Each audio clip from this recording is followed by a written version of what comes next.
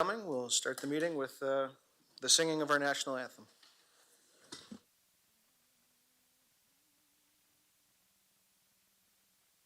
Our home, our native land, true patriot love, in all of us commend.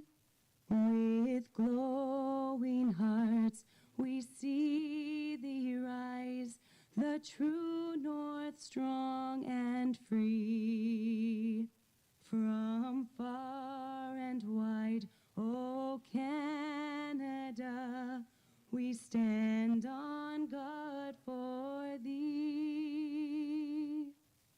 God keep our land glorious and free.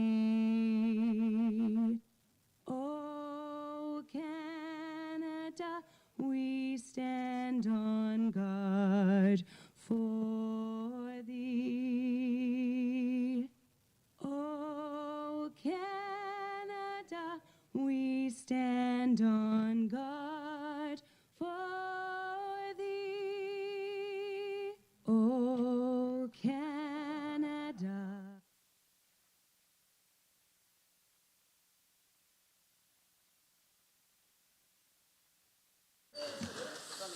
Yep. Go ahead and we'll call on Rebecca Haskell-Thomas to do our land acknowledgement.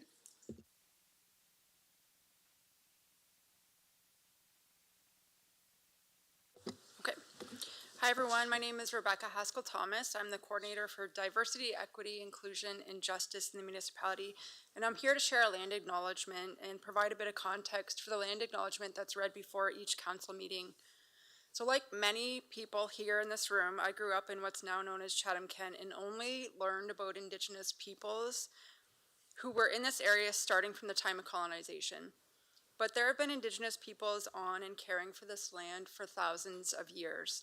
So today I'm sharing some of what I've learned about these nations, but I'm always looking to learn more. So please reciprocate. If there's something that you know, even if it conflicts what I'm saying today, I really want to talk to you.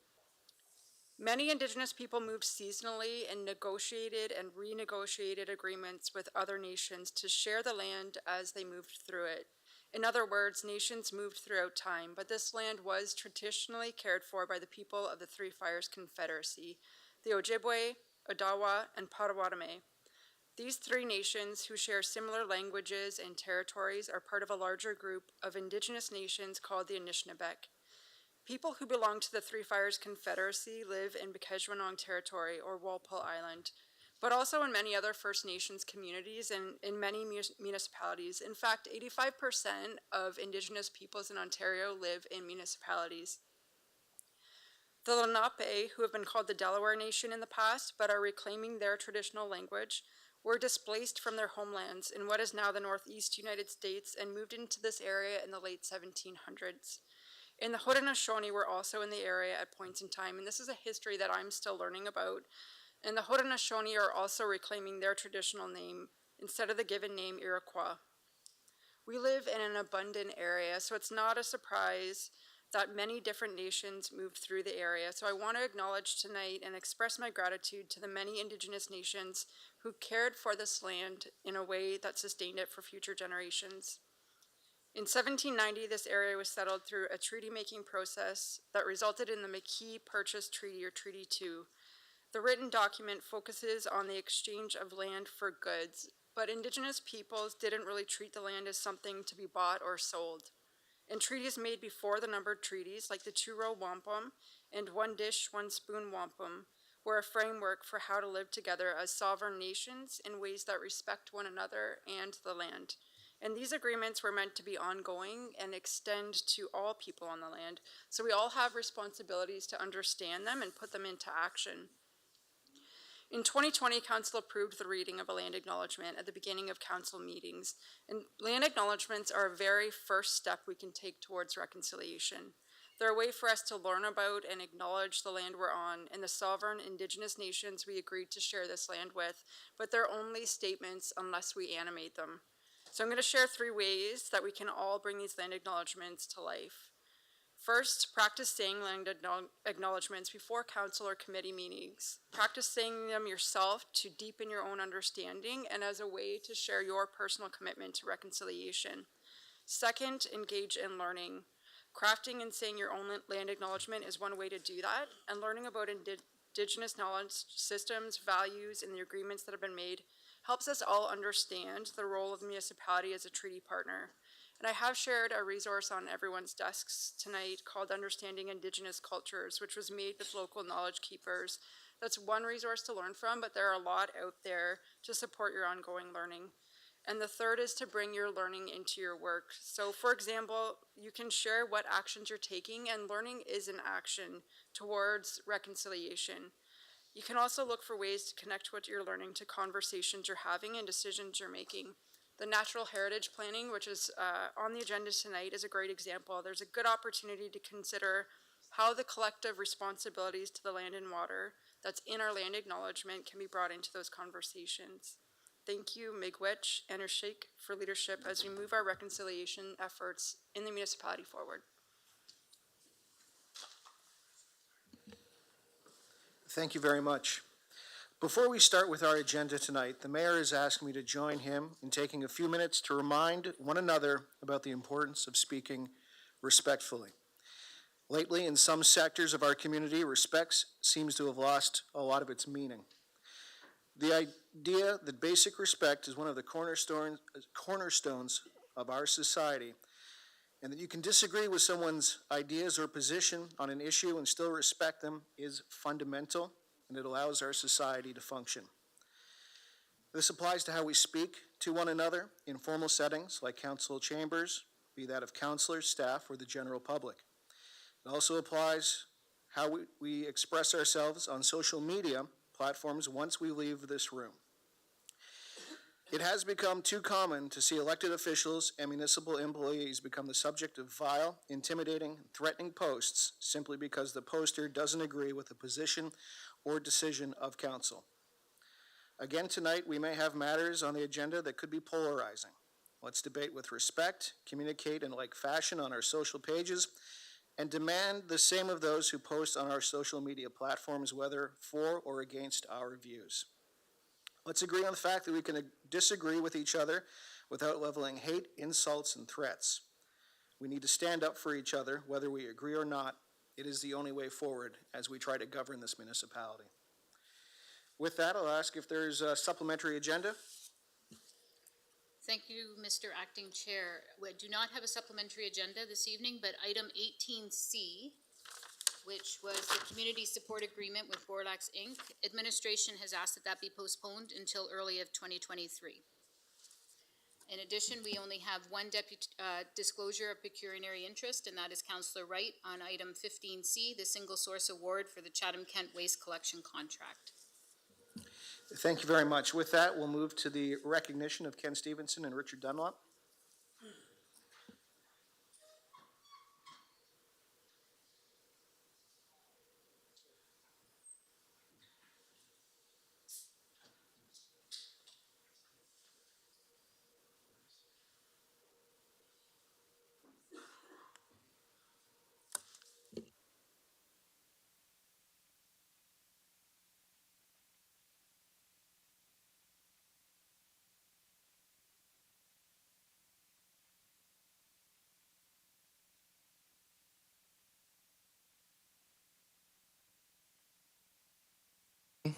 Testing.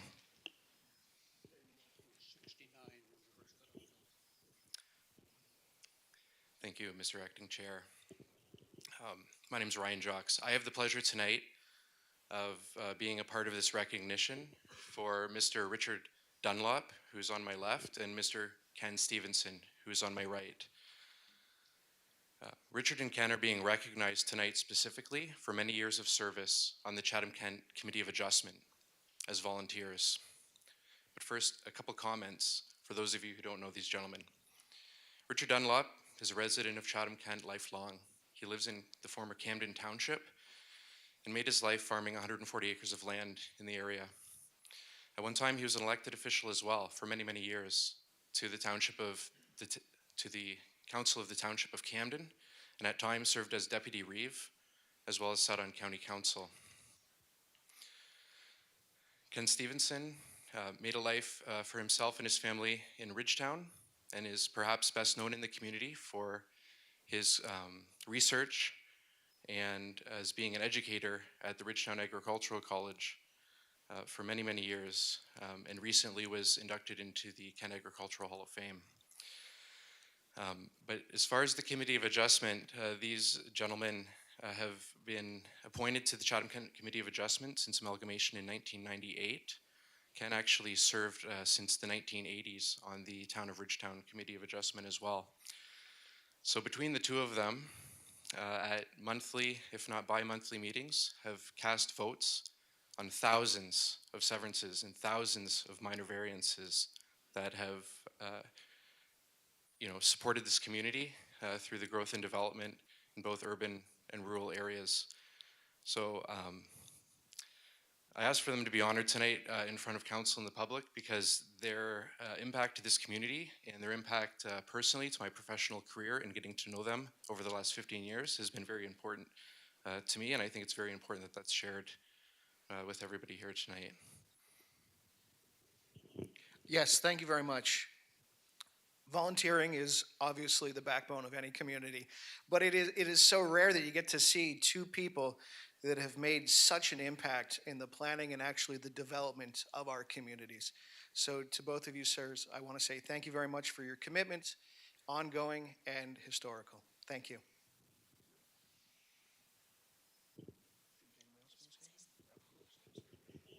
Just a quick thank you to Mr. Dunlop for representing North Kent this very many years. As I'm councillor of North Kent and very much appreciate all that you do for us. So thank you.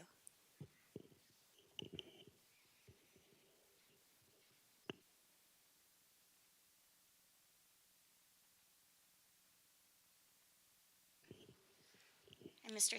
Stevenson, again, thank you for everything you do, and what you do for us is very much appreciated. Thanks very much. Thank you.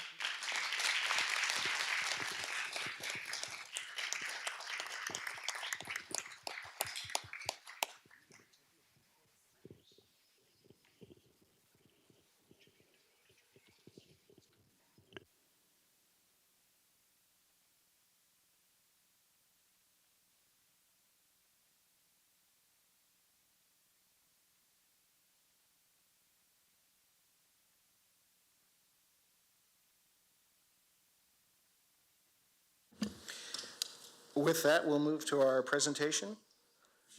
We have a presentation by Lori Marshall and Mary Lou Crowley, the Chatham-Kent Health Alliance Strategic Overview.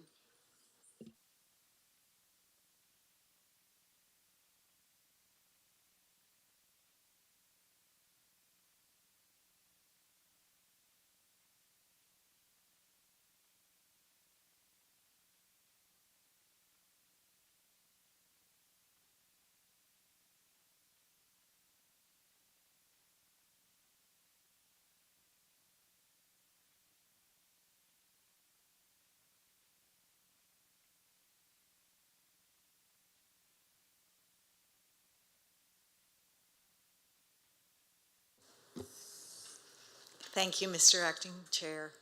It's a delight for Mary Lou and I to be here this evening to really provide an orientation, I would say, to this new council with respect to Chatham-Kent Health Alliance and the foundation and all of the good work that's going on. I do want to first start with an item that isn't in the presentation because it hadn't occurred yet at the point when we prepared this, but want to really acknowledge on behalf of all of the staff, physicians, volunteers, and patient advisors and the board of Chatham-Kent Health Alliance how delighted and proud we are to have received accreditation with exemplary standing at the end of November. That is the highest level of accreditation that you can receive in Canada. And so I want to acknowledge that. Thank you for that. We'll just take you through a few brief slides. I do want to mention, first of all, our vision, which is going to be informed a little bit by the next slide that explains a bit more about why that our vision statement is together growing a healthier community. It is very important for me to reiterate the mission statement of Chatham-Kent Health Alliance. One team, two sites, serving Chatham and rural Kent. It is in our letters patent that we are two sites. It is in our mission statement that we are two sites. I cannot wake up in the morning any day and say, today's the day that we would like to close either the Chatham or Wallaceburg site. It is not in the cards. And so really important for me to reiterate this for this council and this community. And I think that you have seen that over the last number of years, and that will continue as we go forward. And then our values.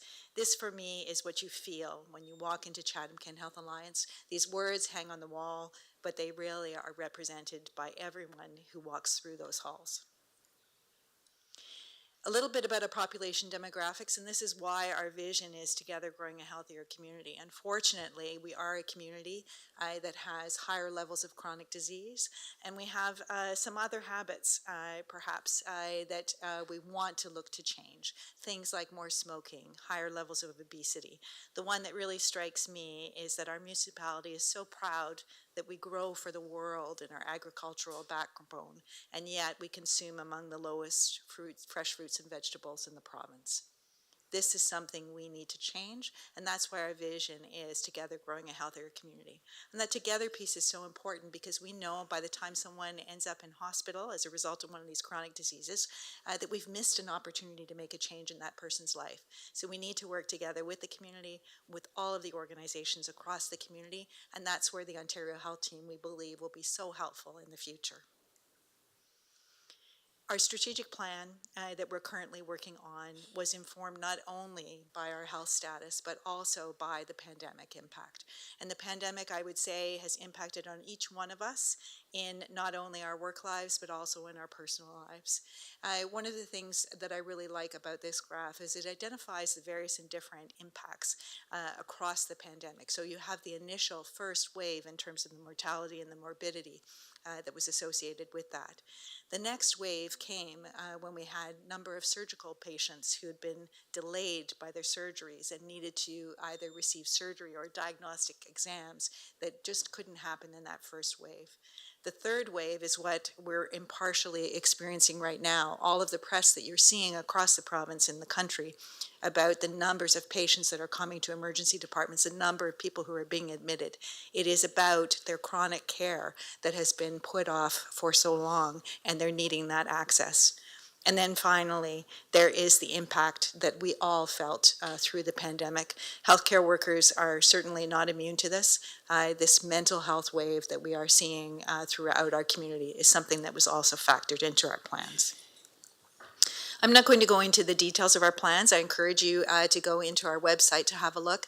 Suffice it to say that on the patient care side, two things important there: the quality of the care and the safety that is delivered, and then how the patient experience works, the engagement with patient advisors and our community. In terms of the enablers, this is more about how we do the care that we do. So there is that well-being of the entire care team that is part of our strategy, and then clearly demonstrating the value for the investment that our taxpayers put into us. In terms of our measures of success, this is how we'll know by 2024 if we've made a difference. A lot of things we're talking about are actually about moving care out of the hospital, reducing emergency department visits, reducing admissions to hospital. I know sometimes people think that we're paid more if the more people we have in hospital, and that's actually not the case.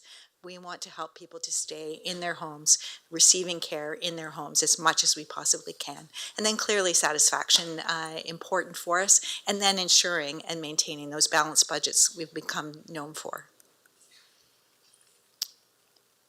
This is just a slide about our patient exemplars. These are fictional stories that were created by our patient advisors, our volunteers, our staff, our physicians, and what they do is describe a journey of patients as we go forward, and each of our programs can use these stories to demonstrate how they're going to change care in the future. I encourage you to have a look at those on our website. We've already 1 year into this plan, done some incredible things and lots of great work. The one thing I do want to definitely highlight, because you were all part of this, was the investment in withdrawal management. I speak to this particular program around the speed of trust. This was a program that didn't exist in anyone's minds last September. There was an opportunity to apply. We applied. We then went and did some renovations internally. We needed to look for some funding partners and want to acknowledge the municipality's gift of $500,000 that went towards this. We operated a temporary site with 3 beds in March, and then we were able to open this facility in August. That's incredible. In my 30 years in healthcare administration, I have never seen anything move through successive governments, through community, and with support of foundation and other funders the way this happened. And this demonstrates definitely the need that we have in our community. And I also think that it demonstrates that Chatham-Kent Health Alliance delivers when we're asked to do that. I do want to give you a brief organizational update because everyone always asks me about these things.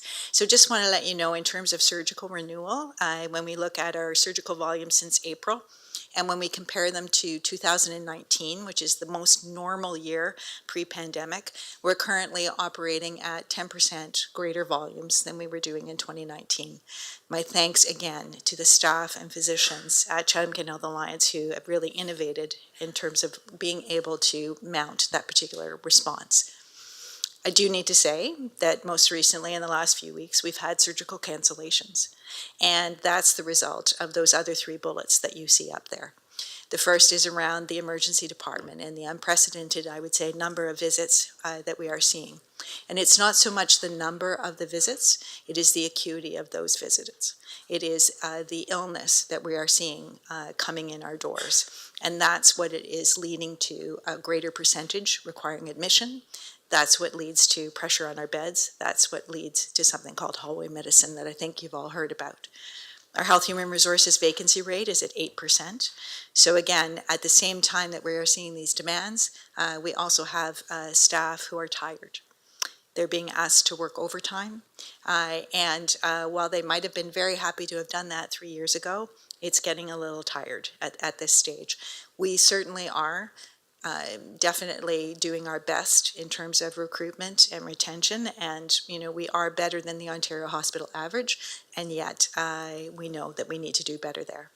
And then again, our occupancy rates have peaked over 100% at this stage. I will say, I had a look earlier today, and you're also hearing about the triple threat.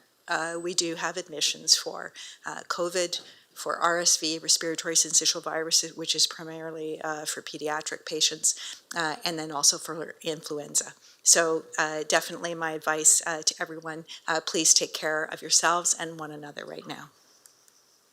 And now I'll hand things over to Mary Lou.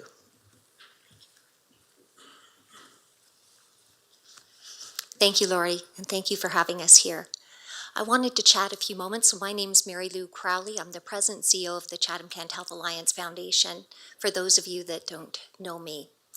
Our mission, we are leading the way in philanthropy and connecting the communities of Chatham-Kent in support of high-quality health care in our local hospital sites. That's across rural Chatham-Kent. Our vision speaks for itself. It's through the generosity of our community. We invest in program innovation, equipment renewal, and modern facilities to enable world-class healthcare in Chatham-Kent, right here local, so our community and residents can stay here. Our values? Trust. We develop the long-standing relationships as a trusted community partner. Accountability, we are responsible for our actions and performance to achieve our shared goals. Innovation, we support a culture of creativity, strategic thinking, and new ideas. Integrity, we carry out our responsibilities in a professional, ethical, and transparent way. And respect, we value individual contributions and foster a supportive environment of reliability and fairness to each and every one. About the foundation, so some people in the community have been confused from time to time. So the foundation is actually a separate legal entity. We're an independent organization. We are a partner with the Chatham-Kent Health Alliance. We are a registered charity with the Better Business Bureau accreditation. Our volunteer board governance, the foundation is governed by its own board of directors comprised of volunteer members across all of Chatham-Kent. The Board of Directors is comprised of a number of subcommittees, including our Finance and Audit Committee and our Governance and Nominating Committee. So how I like to simplify the relationship and strong partnership we have with the hospital. So the funding comes from philanthropic initiatives supported by the community. So of course, the foundation does not receive any government funding. To date, the foundation has raised just under $53 million. We're here to help Chatham-Kent Health Alliance to purchase advanced technology and state-of-the-art equipment for CKHA's Chatham and Wallaceburg hospital sites. We are a small but money staff team comprised of 6 individuals, and we are committed to Chatham-Kent in supporting the best possible health care we can receive for all residents here.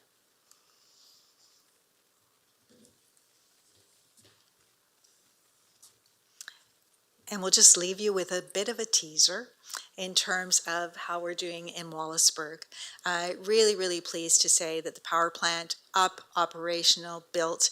It is a significant endeavor, I would say, and hopeful that many of you will be able to come through and see that. And I think when you see that, you would recognize the government would not have supported the building of that if they weren't intending to invest further in that site. And we are continuing to work through this. We're currently in our functional programming stage. What I can say to you is that a plan is going to the board later this week, and we anticipate submitting to government next week in terms of our next phase submission. This will be a state-of-the-art facility for the Wallaceburg community. It more than doubles the current footprint for these particular services in terms of the 24/7 emergency department, medical beds, including a new palliative bed, diagnostic imaging and laboratory, and all of the ancillary services. What this is also going to allow us to do, for those of you who have been to that site, is to use the current emergency department and medicine unit to provide additional ambulatory care services. So again, more than doubles the ambulatory care space that we will have available for us at the Wallaceburg site. Invite you to follow our progress. Invite you also to contribute in terms of, there's a question on there about what does hospital mean to you? I will let you know that we do intend to come back to council in January, because as you may be aware, hospital projects, infrastructure projects are funded 90% by the provincial government, and there's an expectation that everyone delivers 10% of the local share of that cost. And so once we have those numbers finalized and a plan to put forward to you, we will be back to share more of that information. Thank you, Mr. Acting Chair. Thank you very much. Were there any questions or comments? Councillor Crew? Thank you, Acting Mayor Thompson. Lori, thank you, both of you, for that informative update. That's really encouraging. I just have one question. The withdrawal management beds, we're up to 10 now? Is that what you said?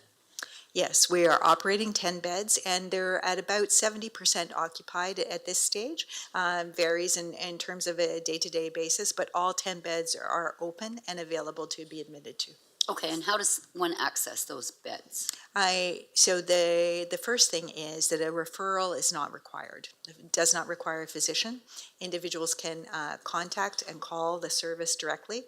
Our Rapid Access to Addictions Medicine Clinic, that is co-located with withdrawal management, provides the intake. So they do some screening, just make sure that everything's ready for that person to come in, and then individuals can access those beds. Excellent, and you know, being part of that council, I'm really proud of us for investing in that.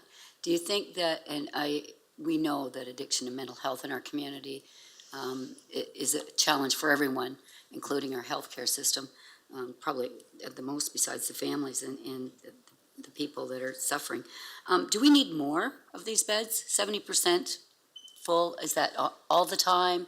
Or are they at 100% some of the time, knowing that people that access this, sometimes it's not their first time and they need more than one time to be successful?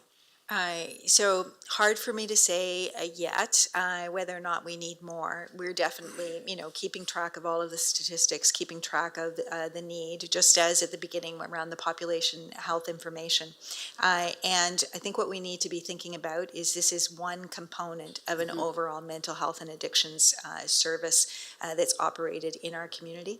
And we really look to working with our partners, the Canadian Mental Health Association, Hope Haven, and everyone to work towards what is a community service. And absolutely, the need is there, and I would say, unfortunately, the need is growing.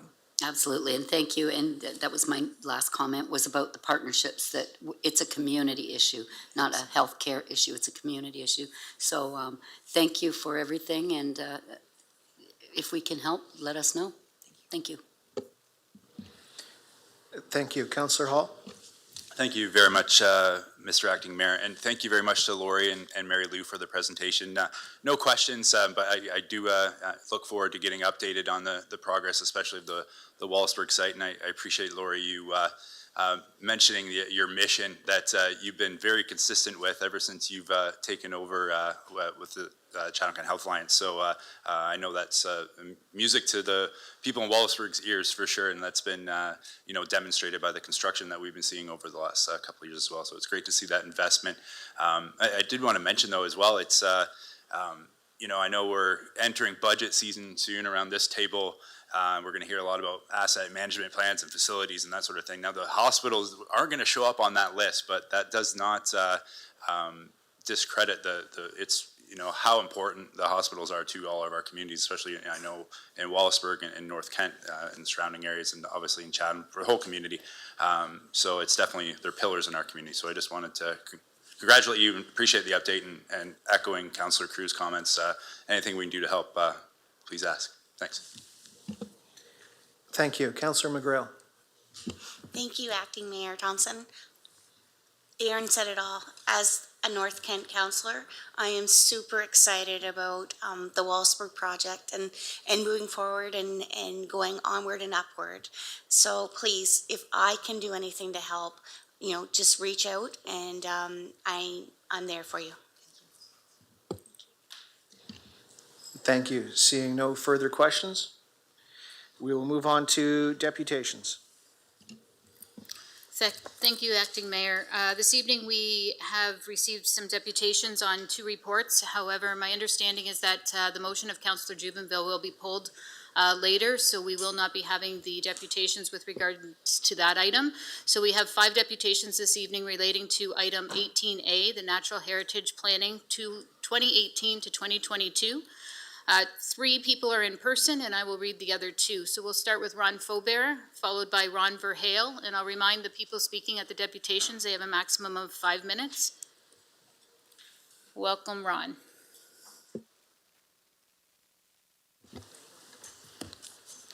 Mayor and member of council, Chatham-Kent-Council. For you who don't know me, I am Ron Faubert, executive member of the Kent Federation of Agriculture and chair of the Kent Federation of Agriculture's Woodlot Issues and Natural Heritage Strategy Committee, also known as a Blue Shirt. I was very concerned after reading the Natural Heritage Planning 2018-2022 information report to council from Mr. Gabriel Clark. The report does not address the outstanding issues presented to council on the request for proposal number R22-215-A on July 11th, 2022 by the Kent Federation of Agriculture and concerned landowners. The outstanding concerns presented are as follows. Item 19A on July 11, 2022 council meeting agenda with the results of request for proposal number R22-215 indicating no qualifying bids were received. After reviewing the requirements of the request for proposal, I can understand why no consulting firms were interested. And they also shared some of that information with the Kent Federation of Agriculture as well. The direction from council's motion on March 28, 2022 was very clear. Administration be directed to release an RFP for consulting services of a facilitator to facilitate the necessary consultation requirements.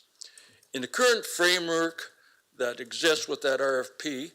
Task number 1 and number 4 require the consultant's personal and/or professional opinions to be shared, with decisions required relating to fairness, accuracy, and sufficiency, as well as the consultant's recommendation. Task 1 and 4 are definitely tending more towards arbitration than mediation or facilitation. And again, this was forwarded to us from individuals or organizations that were considering bidding on the requirement. Task number 3 is the only portion of the framework that was really required to meet the council motion and direction of March 28, 2022. Task number 3 was the only entire area that Mr. Brian Boyle applied to a very successful facilitated activity relating to this issue and to sustainable forest cover in Chatham-Kent in 2013. I was there, I was part of it, and I participated. I must remind Council of the Kent Federation's National Heritage Public Consultation petition from last spring that received 447 signatures requesting a consultation process be supported and implemented by Council, and that Council appoint a non-biased third-party facilitator to assure all interested parties' information is properly documented for consideration and then reviewed by Council. Landowners made it very clear. In this petition, we got 447 signatures in less than a week. That's how the people were so concerned about it. Landowners made it very clear additional consultation was required. In summary, task number 3 is all that's required to meet Council's direction. Staff and administration should be required to revise the RFP to require only task number 3, and I'm sure several consulting firms will respond by becoming engaged in a consultant's role for this project. Council needs to address this outstanding issue and commitment first and foremost before any work by the National Heritage Committee of the Whole proceeds. Previous council had referred this issue to the new 23 council to address, and that's our expectations. Thank you. Thank you. Next speaker is Ron Van Hale.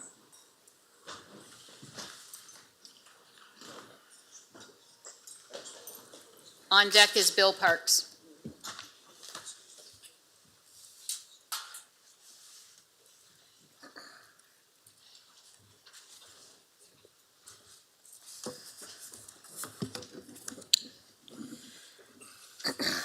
Good evening, Acting Mayor and Councilors of Chatham-Kent. After reading the Natural Heritage Planning 2018 and 2022 information report from Gabriel Clark, I'm writing this deputation to voice my concern about the outstanding issue by Council of getting a facilitator to complete the consultation requirements. I feel I have not been able to discuss my concerns over the proposed bylaw for the woodlot preservation. We asked for a facilitator back in March to allow for a property owner like myself to have a direct input into a bylaw that affects my business. Council directed administration to release a request for an RFF. I should put on my glasses. Sorry. Nothing works as well when you get older. Now, where was it? For consulting purposes of a facilitator. All candidates refused to take this on. I guess they did not like the requirements. I believe they thought it was unfair, one-sided. We would like to have a fair and unbiased facilitator. I feel I should have the right to be able to voice my concerns or say over as what property owner I can do to help. It belongs to me. I've taken care of the environment since 1969 with my family. It's part of my job. And as such, I should be able to be one in the process. I have windbreaks that have been on my farm since 1980. My family has a number of woodlots as well. We do everything possible to save the environment. My family has restored marginal lands to white pines and black walnut.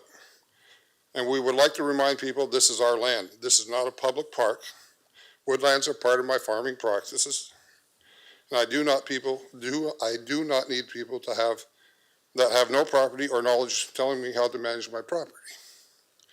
I wish, if council wishes to work with a qualified group, I suggest that a more coordinated or an integrated working arrangement with 2 conservation authorities present in our municipality, and let us do our job.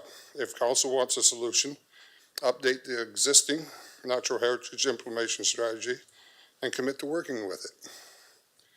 And I would like to offer my time to find solutions to this.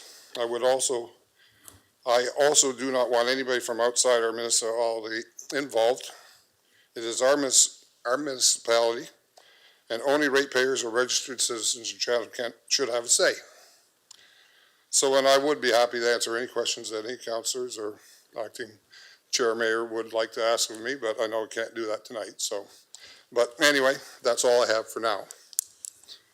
And I guess I did okay.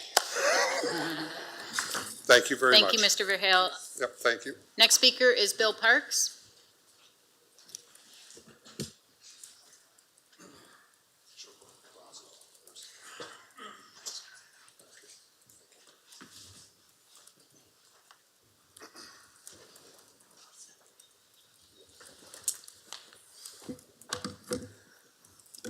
I'd like to express my greetings to 3 groups of councillors.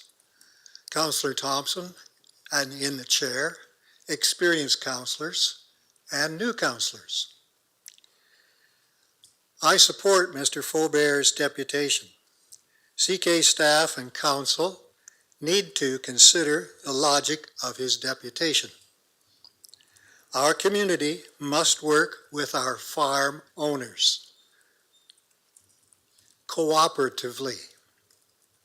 Chatham-Kent has an important place in food security for Ontario and for Canada. We need to look after that.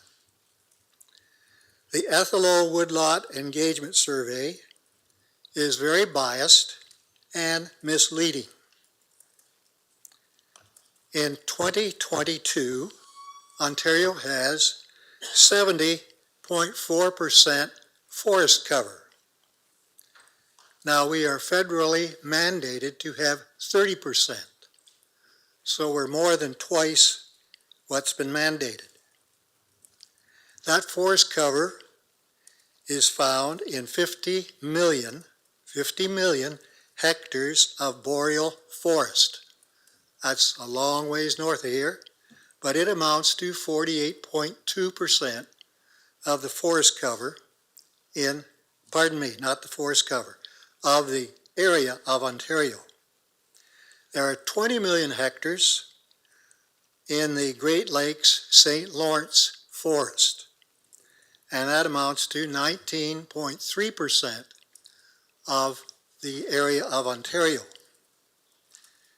There are also 3 million hectares of deciduous forests. That's the kind of trees that we have, and that's 2.9%. Totally, this comes to 73 million hectares, the 70.4% of the area of Ontario. And I want you to remember that's more than twice what's federally mandated.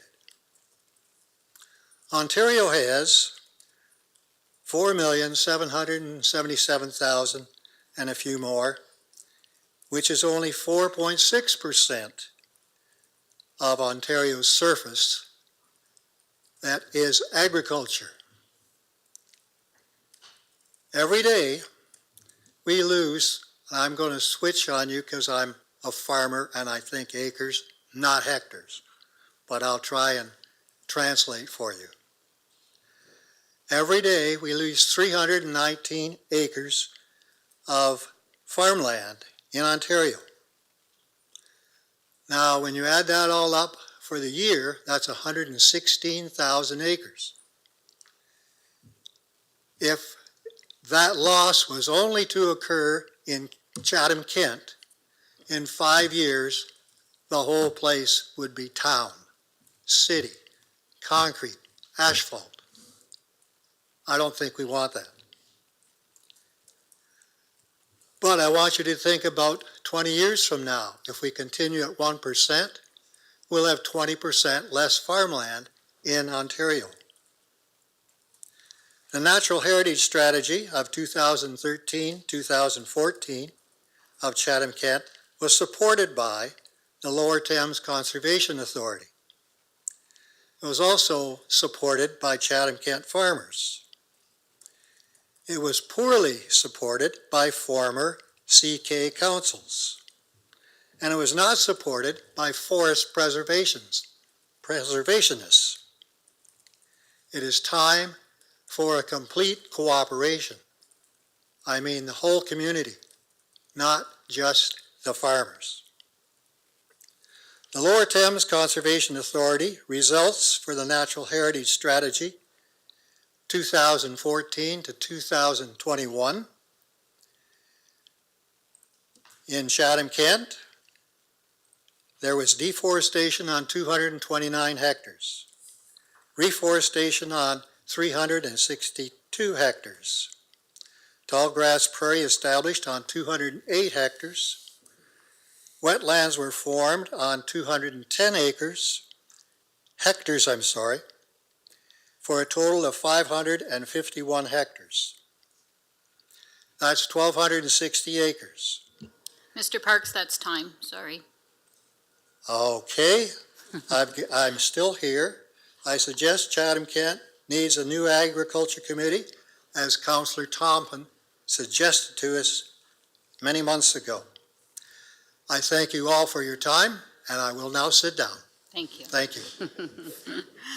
The next two deputations I will read.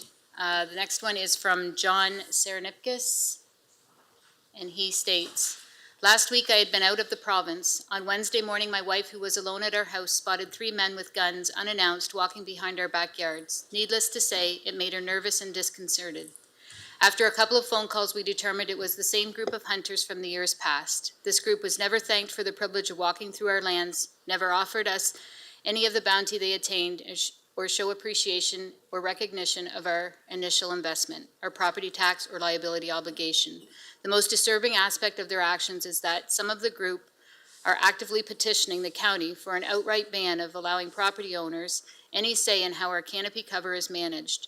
This is a blatant selfish hypocrisy and exposes the real motive behind their activism. Some activities, okay, I'll keep going. Some actually expect us to pay so they can play. My family has probably done more than most people listening to this deputation. I ask you what you have contributed, what you are willing to contribute, or do you expect many, like my family, to even pay more by devaluing our forest land? If this is such an important and urgent issue for our citizens in the county, why don't we share the responsibility? Just like we do for education, roads, emergency services, and other common needs. We capture a lot of the carbon dioxide on our 100 acres plus of forest, but have yet to hear anyone thank us and offer to help pay for this benefit. We are willing to sell to the county 75 acres, most forested, with 20 acres available to replant trees. If the county or any organization is interested, please call. By the way, other counties continue to actively purchase properties for preservation. Speaking of the other counties in the province, roughly half do not have bylaws, including our neighbor Essex County. This is the inconvenient fact purposely admitted in past presentations. Instead, an opinion has been suggested that the province will directly intervene, lacking a bylaw. Relax, I'm sure the other counties have not been relegated to Hades.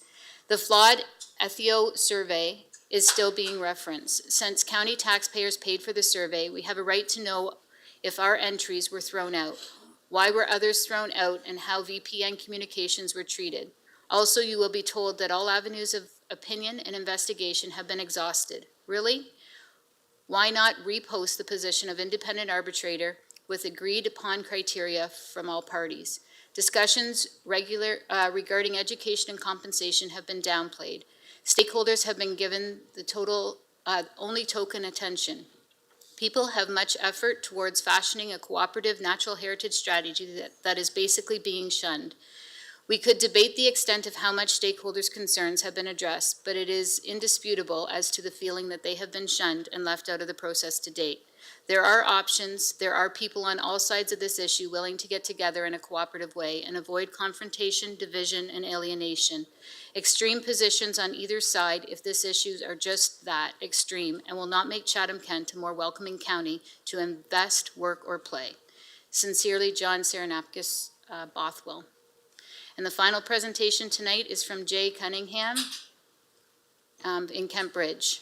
Mayor Caniff and members of Chatham-Kent-Council. My name is Jay Cunningham and I am a farmer and landowner in the Kent Bridge area. My family has been on the farm that I operate for more than 6 generations, and to say that I take the stewardship of this land seriously would be an understatement.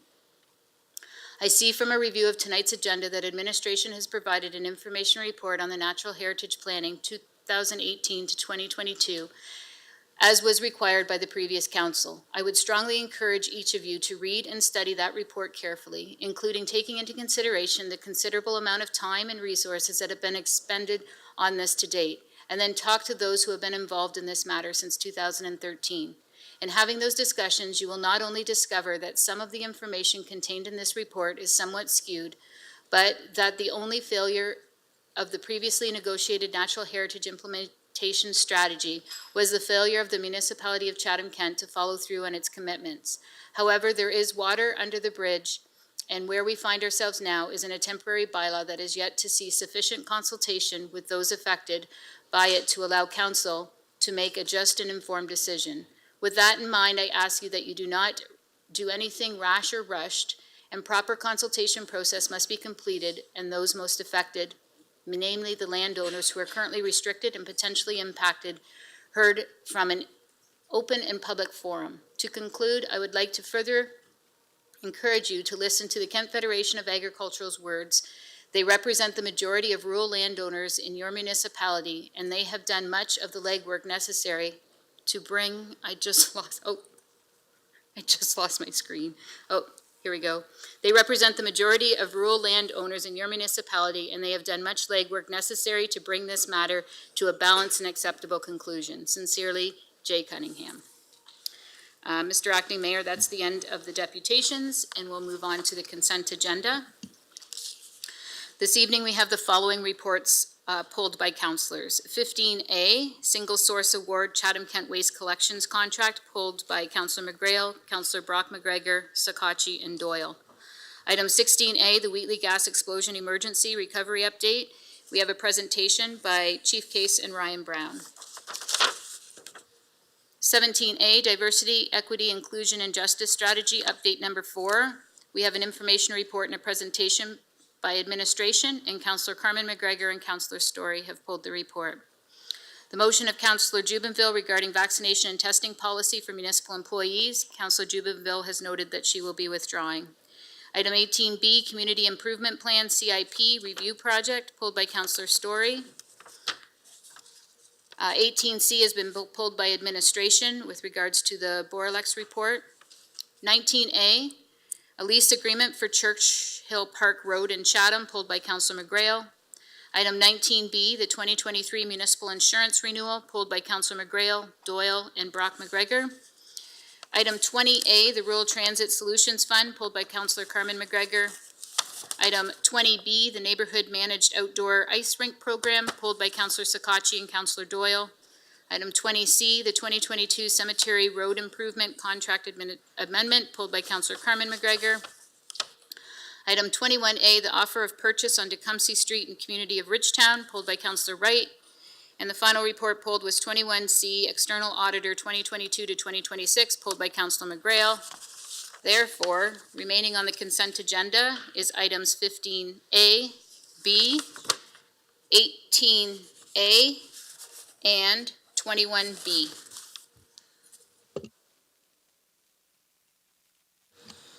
Thank you. I'll need someone to move that. Councillor Sakachi, seconded by Councillor Finn. Happy to move that, Acting Mayor Thompson. Happy to second. Thank you.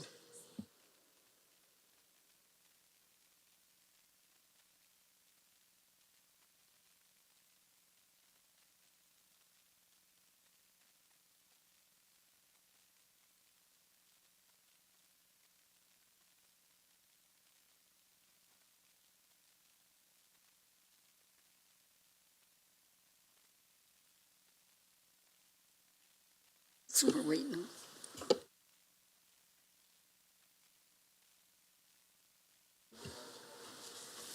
Okay, all votes are in. And motion passes 16-0.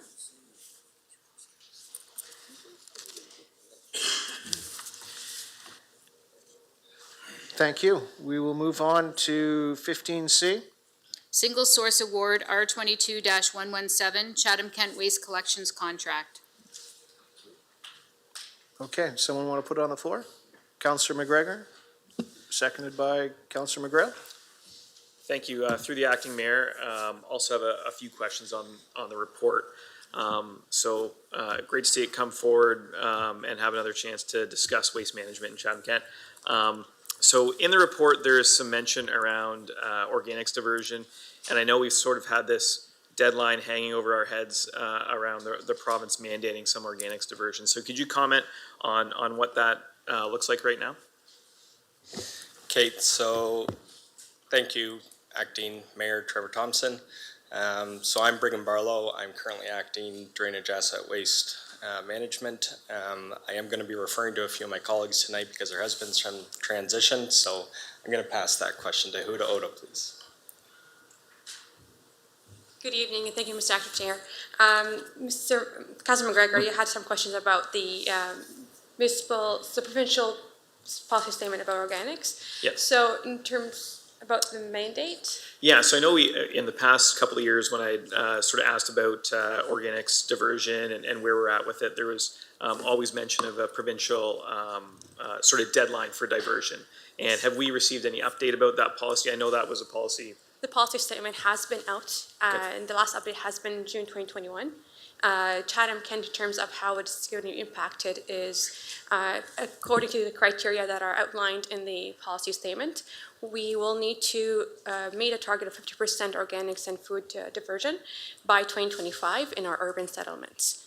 But there is no dictation of having a curbside green bin program.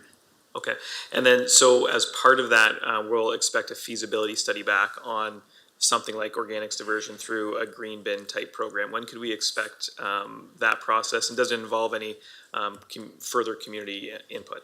For sure. So that was one of the recommendations that was brought forward as a result of the Service Review Committee. And that is really tied into having a staff dedicated to that, which is going to come, you're going to see that in the 2023 budget.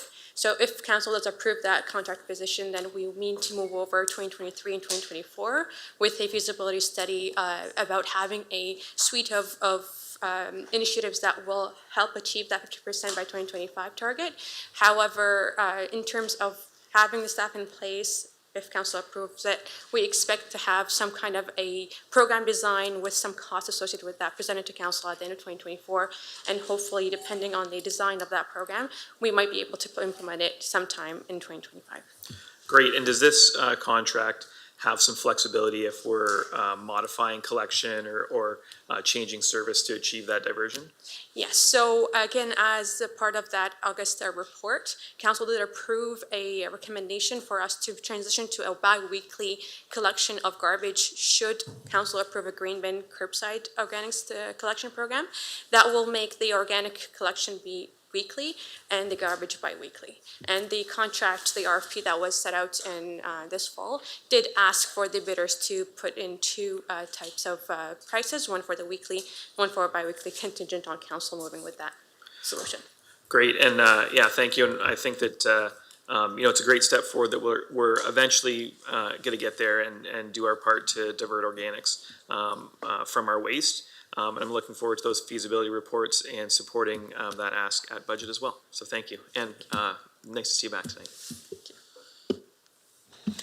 Thank you, Councillor McGrail. Thank you, Acting Mayor Thompson. My question is, so I just understand it when I read the report. So in 2023, we're going to pay $2.8 million for collection. Is that right? And then in 2024, it jumps to 6.7. What am I missing there? Obviously.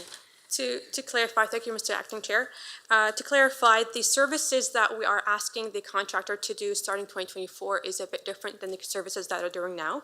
Mainly, the recycling at the curbside will not be part of the next contract because that is going to be taken over by the producers in 2024. So comparing the services that the contractor provides now in line with those that will be provided in 2024, the cost is about $22.8 million in 2023, and the current cost is, as presented, $6.7 million. Okay. So the two figures, they exclude recycling collection from curbside communities. Okay. So obviously, our cost is going up in 2024 to be able to get ourselves to 2025 and where we need to be with the Blue Box program and the whole waste program. Have we talked to anyone from the province to help, with any of these costs of implementation of these new programs? And is there anything there that is promising? In terms of the question whether or not there is any provincial funding related to the provincial mandate about the organics and or the Blue Box transition, there has been no funding available, not to us and not to any other Ontario municipalities. However, there has been support indirectly through the province through organizations such as AMO and the Continuous Improvement Fund to help facilitate discussions and learning and consultations and such, not necessarily any funding program.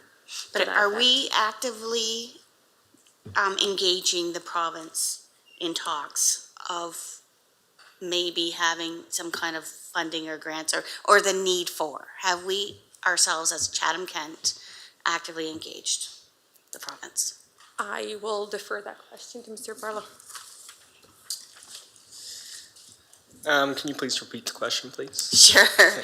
I'm just asking, as Chatham-Kent, have we actively engaged the province in talks on the need for funding?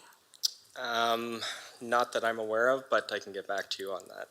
Okay, maybe we should probably, is there anybody? Okay, we'll do that and we'll maybe talk about that a little more.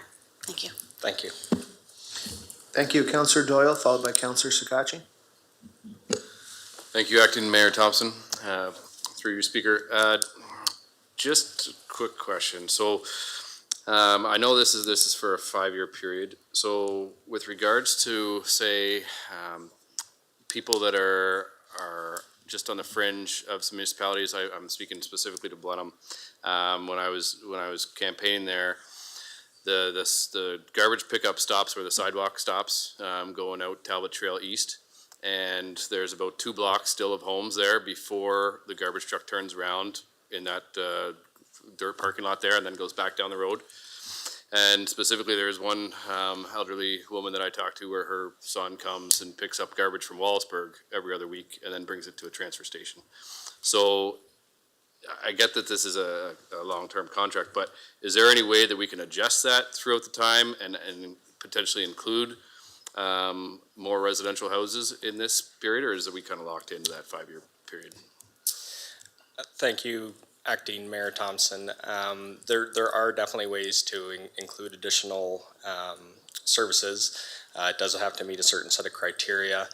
The area that you speak specifically about, I'm also aware that my colleague Huda has some background with that, so I'll also let her finish answering that question.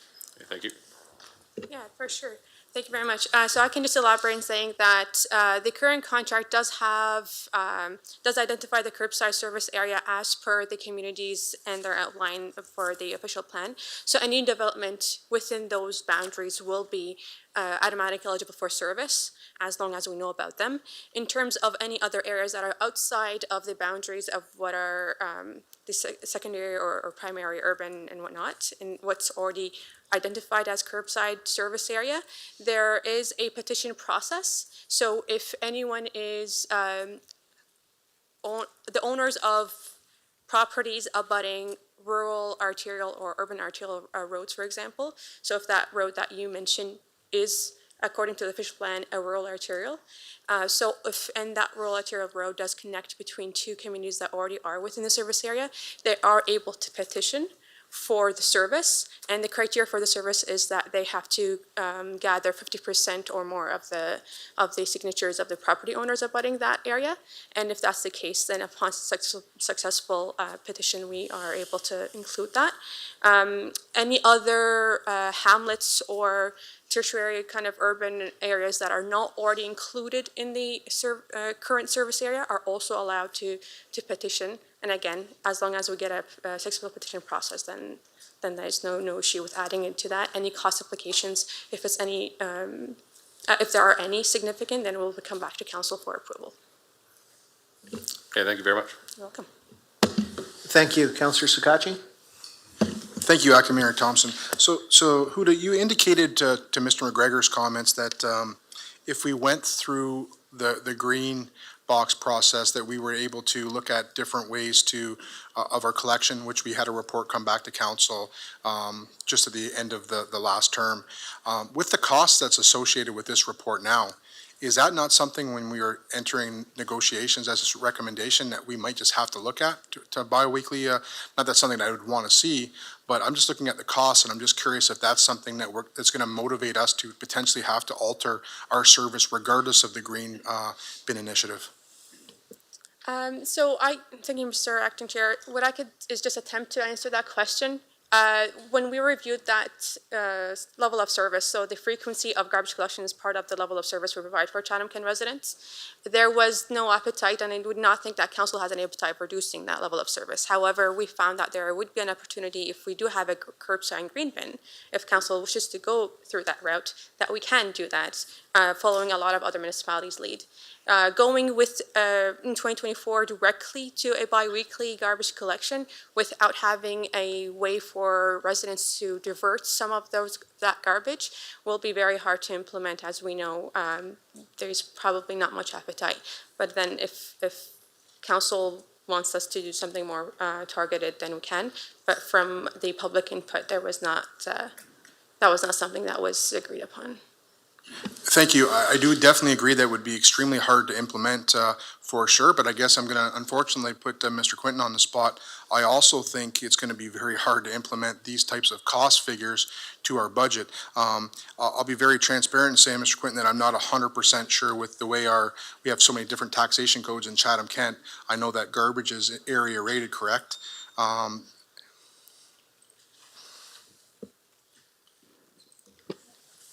Thank you, Acting Mayor Thompson. Yes, only if you get the service, the curbside service, does this contract get charged to your house. And obviously we haven't seen the budget this year yet, but is it still safe to hypothesize that 1% is going to be around like the $1.5 million area, or is that inaccurate? Approximately 1.75 million. Yeah. Yeah, I guess I just want to be cognizant of the fact that we had some initial cost parameters that you guys discussed with us, the staff discussed with us, and it's kind of touched base on the report. I guess how is the staff, or how did we get the projection so, how's the projection so off in regards to what our expectation was and is coming in now? And my last question to Mr. Quinton is going to be where are these funds going to come from? Are they just going to be then diverted to all the residents that have garbage collection, and they're going to see, we're talking a pretty significant increase in taxation. And the reason why I'm bringing that to the forefront today is this is a discussion we're going to be having in budget, that this is going to be baked in, that we're really not even going to be able to touch. So we're already talking about a pretty significant, 2% increase without even having to even have a chance to take anything out, just from this decision. Thank you, Acting Chair. Yes, this is obviously with over 100% increase here. It means that starting in 2024, the area rating that we do for the collection area will over double for the garbage collection, and yet I just wanted to comment on one other thing. At least we're moving to producer pay on the recycling end, because prior to that coming in, we'd be paying not only this increase, but an increase on the recycling side as well. So luckily we're moving to producer pay on the recycling, but but definitely this will have a huge impact on those that get the curbside service. And just my last point, thank you for your patience, Acting Mayor Thompson. We're going to also see what's coming on the agenda tonight is our insurance renewal, and I just think it's very important to very publicly state how much these challenges are affecting our budget coming up, with the fact that we're seeing back of a napkin, we're talking $5-6 million in costs that are really beyond our control just from one council meeting. And these challenges are going to be very significant in budget, and I just want to make the public to be sure that they're cognizant of the fact that these are things that are really out of our element unless we want to totally reduce service or reduce our liability. Thank you. Thank you. Seeing no further questions, we'll put it to vote.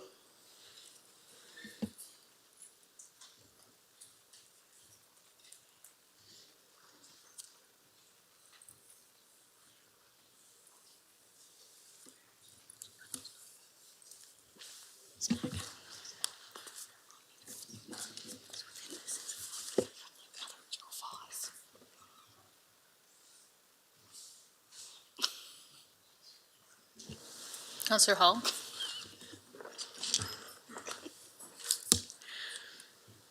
Did you vote? I vote yes. Oh, I see. All votes are in. Motion passes 15-0.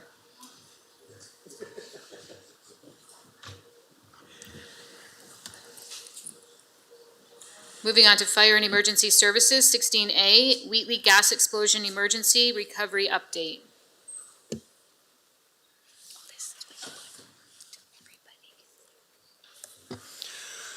Good evening, Mr. Acting Mayor.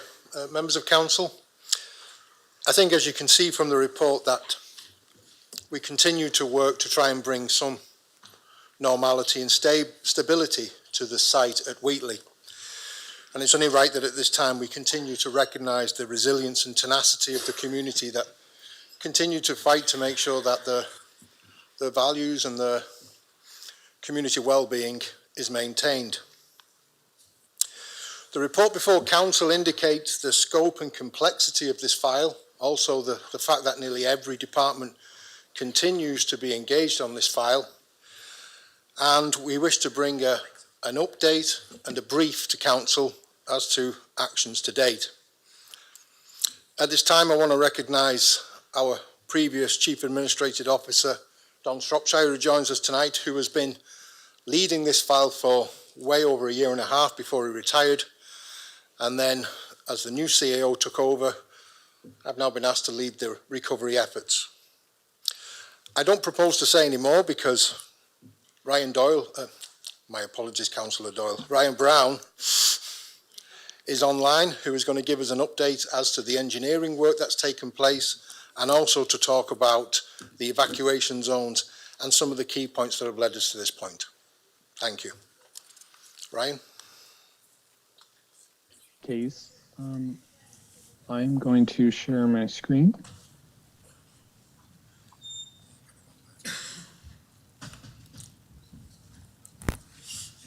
Could someone just confirm they can see my screen?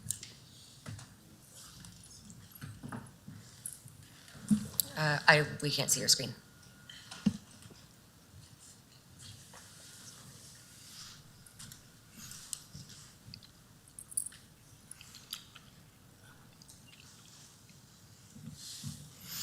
You're good to go, Ryan.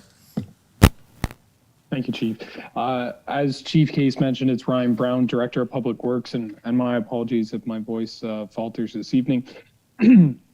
I'm here to provide a brief update with the gas emergency recovery, and knowing that we have a few councillors to provide a little background to where we were and where we're at today. On June 2nd, 2021, Chatham-Kent Fire Rescue responded to Erie Street North in response to a 911 call for gas odors. Shortly afterwards, July 19th, 2021, hydrogen sulfide was detected again by monitors in 15 Erie Street North, and once again, Windsor Hazmat and CK Fire responded to that event. And in August 26, 2021, hydrogen sulfide is detected by monitors in 15 Erie Street North, and an explosion occurred as evacuation was ongoing. On September 17th, 2021, the Ministry of Natural Resources enters into a memorandum of understanding with Chatham-Kent regarding investigating the source of the gas and offering conceptual mitigation options from their contractor Golder and Associates. An evacuation of portions of the downtown has been in place ever since, with successive reductions in the evacuation zone based on engineering advice from Teresa Watson at TL Watson and Associates and the installation of safety systems. So through some historical information gathering, gas migration testing, ground penetrating radar, 3 areas of potential environmental concern, or APEX, were identified on the main intersection in Wheatley at Erie Street North and Talbot. And these are labeled on the screen before you as APEC 1, 2, and 3. 2 of those are on the municipal-owned parking lot, and 1 of them is on private property. So after, this is a synopsis of a bunch of work that occurred between kind of December and February 22. And so as the reference on the following slide, APEC 1 was eventually determined to be a 100-foot deep water well that was located at the bottom of a buried casing, which the building at 15 Erie Street North was tapped into. And in these photos, you can see this is where the basement was excavated after the building was removed, and the floor drains were tied into that concrete casing you see coming out of the dirt. And at the bottom of that was where the actual old steel water well was found. After a lot of work in the parking lot, APEC 2 was determined to be a gas well called the Tate Well, which is documented in the Ministry of Natural Resources files. It was abandoned in the 1950s and was cut below surface. The well was originally drilled in 1890 and, according to records, is approximately 1,000 feet deep.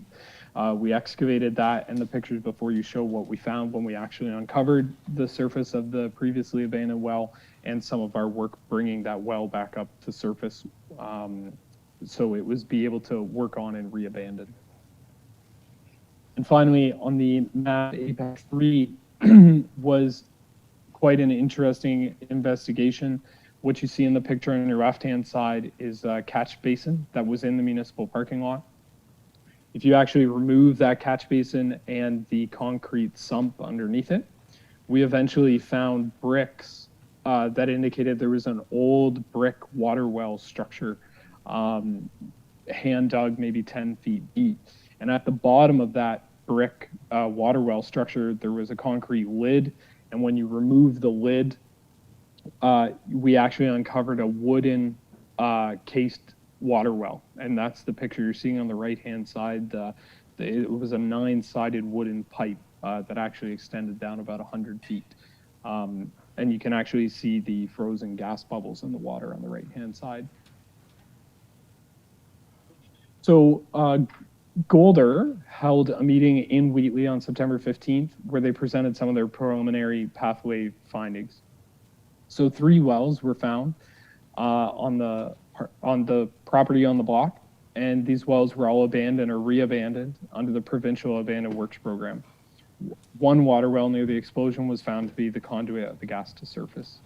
Golder is preparing the final report on all of their investigation findings, but that has not yet been submitted to the municipality to date. And some comments on the evacuation zone. So as I mentioned earlier, we've had successive reductions in the evacuation zone. So what you see on the screen before you, the red line indicates the original evacuation zone put into place on August 26 and 21. And the green line represents the first major reduction in the zone, which occurred in April 2022. We had another major reduction in June of this year, which is shown before you in purple. And at that point, we still were using the library as the main kind of operation zone for the emergency. And most recently, as you may have heard in a media release earlier this week, we just had another reduction in the evacuation zone. And this map before you is how the zone looks today on site. The purple indicates the main intersection there that is still under the evacuation zone. and we show a line that the road is still closed. That work is now underway. And also there's still indicating that we are having an operational center still behind the library, but the library is now open for public use. Our ongoing work, properties that have been removed from the evacuation zone continue to remediate. The chief building official is working with those owners who still have building orders on their properties. Some of those buildings have just come out of the zone, and that work is ongoing right now. My team is working on reopening of Erie Street North, and that is expected to occur next week. We've done a bunch of work on site, and we're just kind of putting the final touches on it, and we are hopeful that we can now get two-way traffic through Erie Street North and also provide some safe access for pedestrians to restore some sense of normalcy to the community that's had these roads closed for a long time. There's ongoing ambient air monitoring and data collection of the groundwater monitoring well that was installed in the municipal parking lot during the investigation for at least the next 4 to 6 months. The results of this data collected will be used to develop permanent solutions. Currently, there's temporary safety systems that are on the site, which I'll show you on my next slide. There's an oil gas separator, there's a hydrogen sulfide or H2S scrubber, and a backup flaring system for that are installed on the monitoring well in the parking lot to control any gas that releases from the well. This is a photo from Erie Street North looking towards the safety systems that are there currently. So what you see on the left back up against the building is what's known as the oil gas separator, the water gas separator. And so if there was an emission of gas, that device will direct any of the gas, which could include H2S or natural gas like methane, over to the H2S scrubber. And that device uses a chemical reaction to absorb the H2S, and it's designed to eliminate it to zero so that there would be no H2S emission. That device would absorb it all. And then there is still a backup flare stack that if the H2S scrubber was to be used up or not work, there's still the ability to flare the H2S if we have to. And that's my presentation for this evening. Happy to take any questions. Thank you. Thank you, Ryan. Acting Mr. Mayor and Council, we have obviously every municipal department involved. We also have Teresa Watson, who's our consultant in, and we're happy to take any questions. Thank you very much. Councillor Anderson? Thank you, Acting Mayor. I just want to take a moment to acknowledge the work that Ryan, Chief Case, and the team here at CK has done, along with partnerships with the province to keep our community of Wheatley safe and try to, provide all the housing and everything for everyone that's been displaced. And, it goes without saying that this has definitely been a very trying time for Wheatley. But, like I've said before, and I'll continue to say, Wheatley is very resilient. And, we do see this amazing opportunity moving forward to make Wheatley as wonderful as it was before in a way that we can all be super proud of. So thank you, Ryan. Thank you, Chief. Thank you, April, and your team. And yeah, I look forward to what the future of Wheatley brings. Yes, thank you very much, Chief. And Mr. Brown? Seeing no further questions?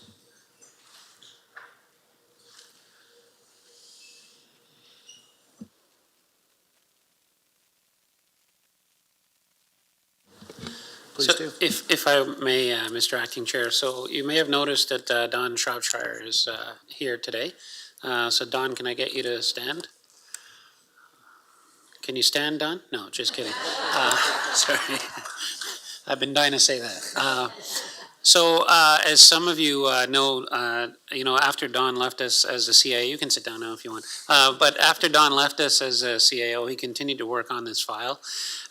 Very passionate about the file, and certainly taught me a lot about the file in the short time that we were able to interact with one another. And I appreciate the accolades that Councillor Anderson has given. I got to tell you, as the outsider who's come in and wasn't here for this event, the passion of the individuals on our team here, and it's not just the people you're seeing today, but whether it's April or Gord or Kathy or the chief or Bruce, anybody involved, our economic development team, and in particular Ryan, they have gone out of their way. They've all made this a priority, and they still have their regular jobs to do.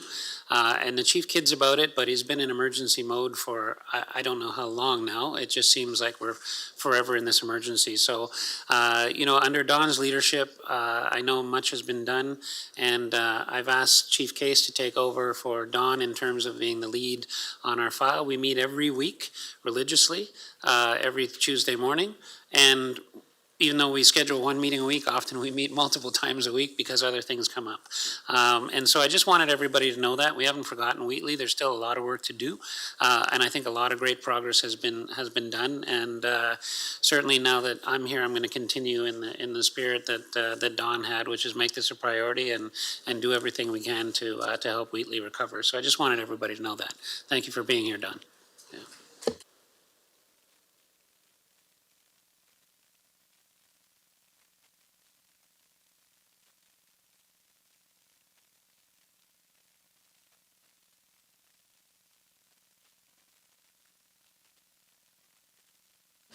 Moving on to corporate services. Diversity, Equity, Inclusion and Justice Strategy Update Number 4, an information report and presentation by Rebecca Haskell-Thomas, and Coordinator of Diversity, Equity, Inclusion and Justice. Thank you. Hello, everyone. Again, I'm here to provide a little bit more information about the next steps for the Diversity, Equity, Inclusion and Justice, or DEIJ strategy.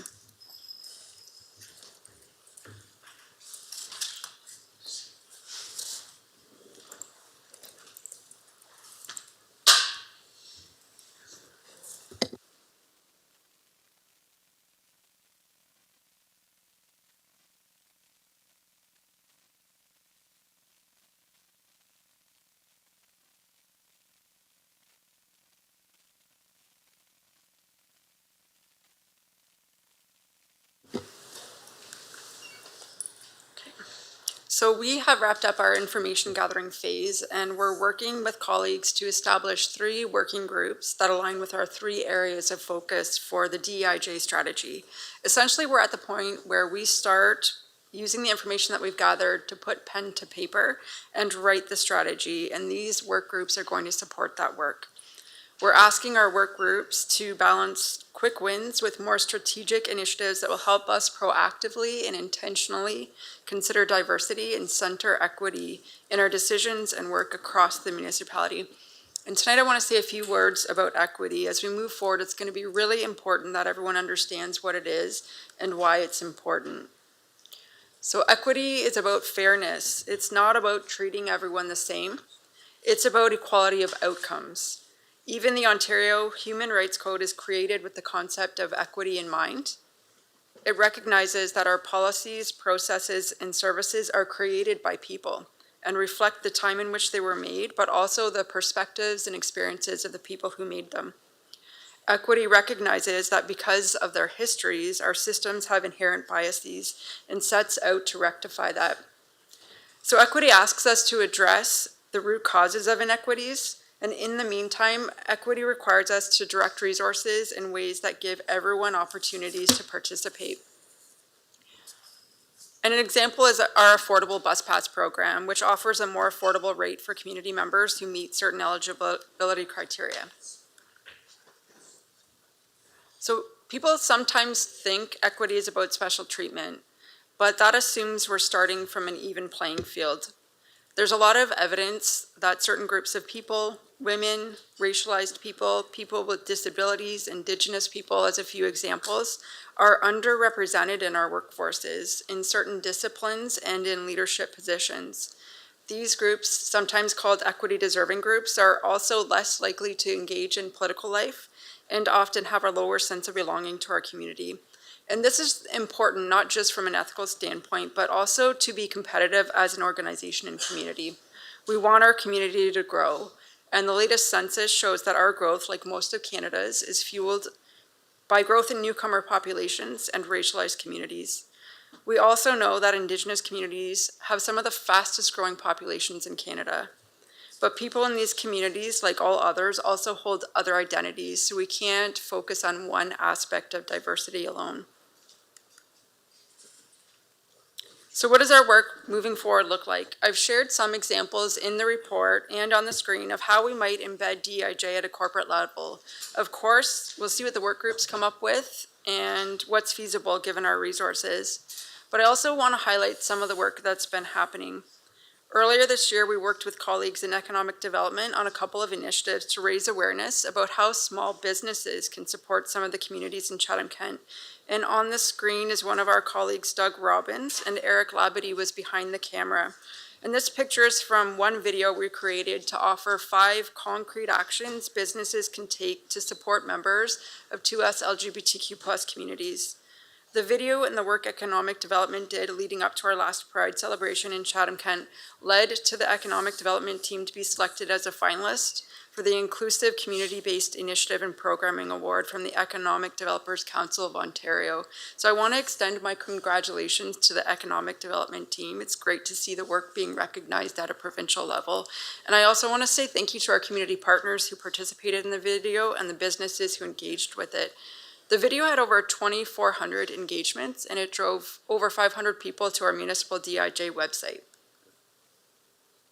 And anyone who would like to learn more about diversity, equity, inclusion, and justice in the municipality can visit our website, which is up on the screen. Thank you for your time and attention and support for the work. Thank you very much. I think we have comments from Councillor McGregor and Councillor Story. Thank you, and through Acting Mayor Thompson. Rebecca, thank you so much for bringing the report and actually for the detail in the land acknowledgement tonight.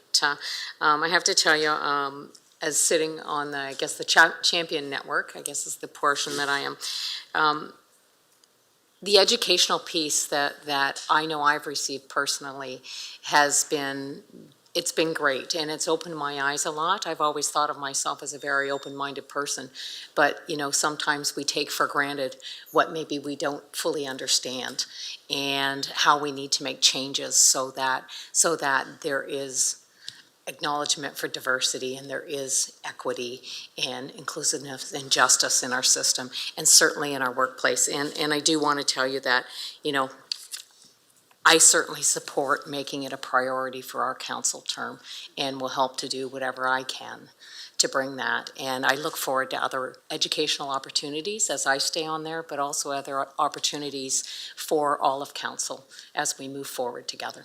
Thank you. Thank you. Councillor Story. Thank you, Acting Mayor. I wanted to echo Councillor Carmen McGregor's comments. I also wanted to publicly show my support for the work that you're doing, Rebecca. I wanted to also give kudos to the previous council who got this ball rolling in this program, so I'm really happy to see that leadership from the last term. And I wanted to mention how visible and proactive Rebecca and her colleague Amrit are in the community. Everywhere I go, they are there. These types of events, they're doing a great job and really not only talking the talk, but walking the walk and showing up to these events across the community. So I really wanted to let folks know the great work they're doing. They were at this event that I will mention later on in the meeting at Bill's Place, and really pleased with the work that you're doing so far. And I know you acknowledged in the report there's a lot more work to be done, and I look forward to supporting that in the future. Thank you. Thank you. Councillor McGregor. Thank you, and again, want to compliment the report, and it's been really helpful to see these reports come with regularity. And I know that this is the first one to this council, but we had received updates in the past, and it's been really educational, and I think the strategy around the quick wins with long-term goals has been really helpful. I know that, you know, we've talked for a long time about these strategies and the importance of diversity and equity, inclusion, and justice in our community, and I think since we started this process, as Councillor Story said, we've seen so much more engagement municipally at events, and I think we've become a much better partner in a lot of these strategies. And I look forward to that continuing. I know that that's because it's been made a priority and because we've put resources towards it as a priority. So want to thank you for your work and looking forward to what the future brings. Thank you very much. Seeing no further questions, thank you. Thank you. Next item is 17B, motion of Councillor Jubenville regarding vaccination and testing policy for municipal employees. Thank you, Acting Mayor Thompson. As previously mentioned by our clerk, I will be pulling my motion. I would like to thank those 6 individuals who did come to present their deputations on my motion. Since my motion is now considered moot, I will be presenting a new notice of motion later to reflect the current employee hiring policy excluding COVID vaccines as a condition of requirement for employment with the municipality of Chatham-Kent. I will ask that the media who is present here please report that Chatham-Kent's executive management team suspended the existing vaccination verification and testing policy on December 7, 2022, to reflect that vaccination is no longer a requirement for hiring with the municipality of Chatham-Kent. Thank you.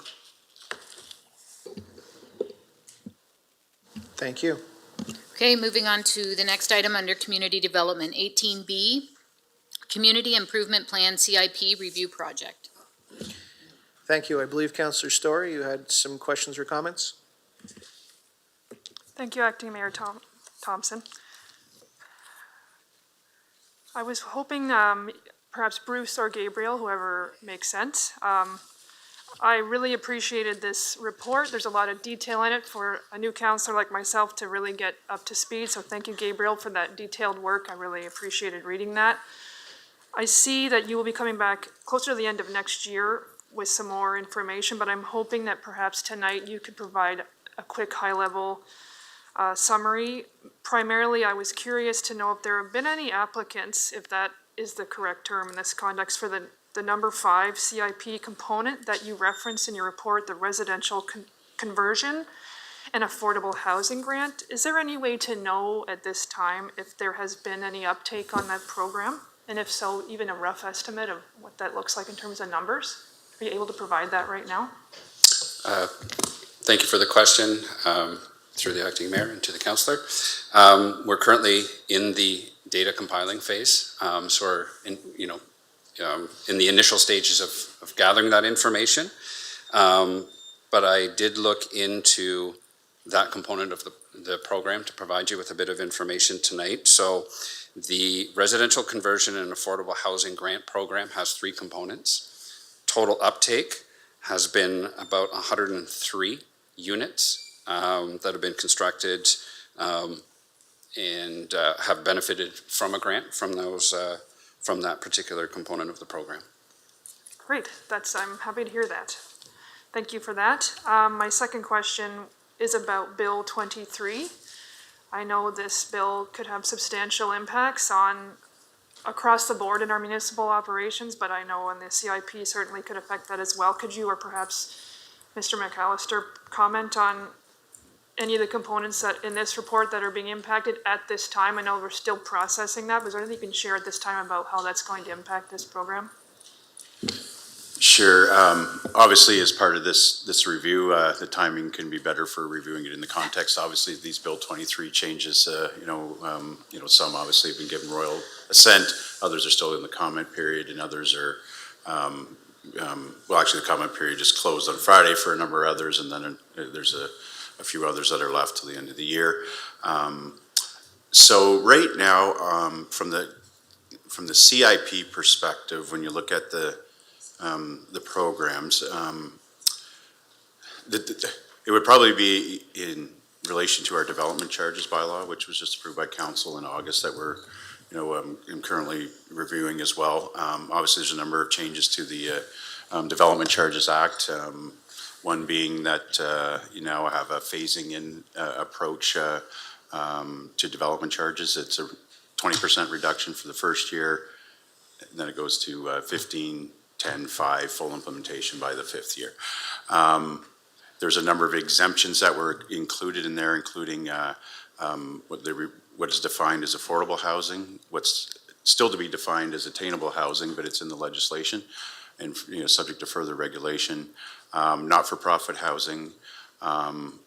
So in terms of impact from the CIP perspective, in relation to the development charges bylaw, we already actually included an exemption for affordable housing and not-for-profit housing, so there really is no financial impact from Bill 23.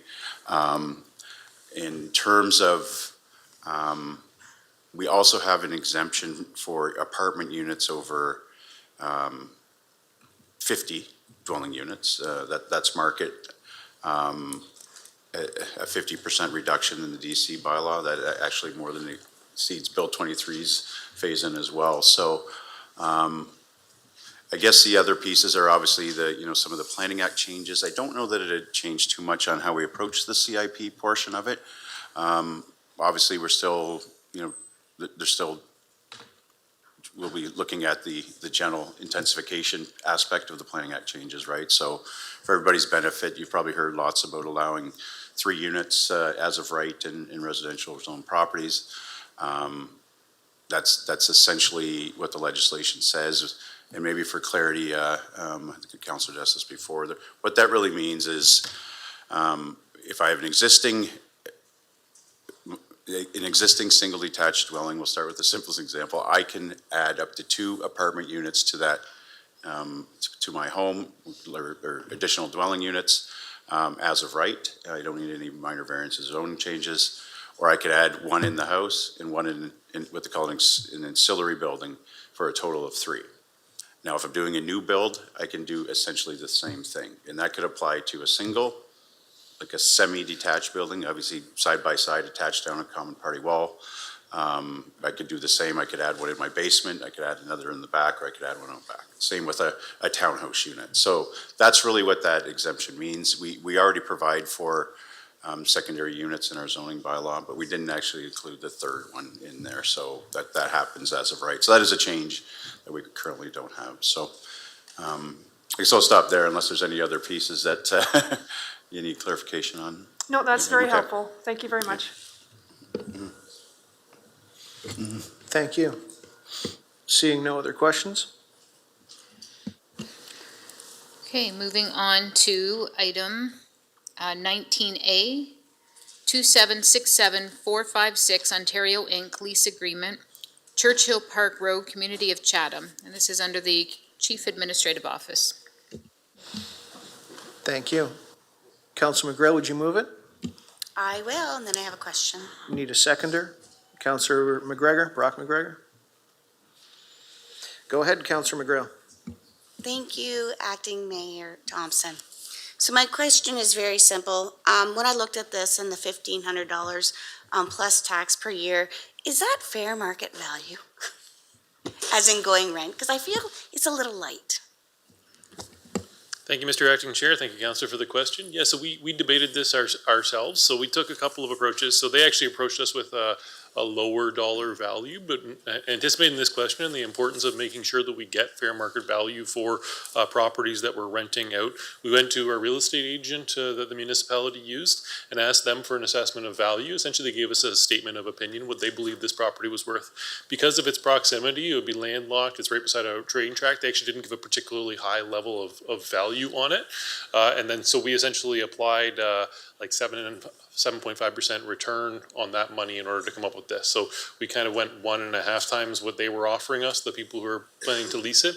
We also felt that that was worth recommending to council because of the terms of the lease. So even though we're not making a significant amount of money on it, we did get them to agree that if we need to cut the parking lot up in order to move the infrastructure or do work on the infrastructure, Chatham-Kent doesn't have to pay the costs of then repaving it. Normally on easements, it would be something like you have to repair whatever you've dug up. for this low dollar value, we didn't feel like that was a fair term. So we kind of did it two ways. One is try to get the number up to a more reasonable market rate, even though it's low, I still acknowledge, while also making sure Chatham-Kent didn't incur any costs itself under the agreement. So I do think overall it'll help this development. It gets some money coming in, albeit not a ton, and it's using an underutilized parcel at no cost to the municipality. Great, thank you. Thank you. Seeing no further questions, we'll put it to vote.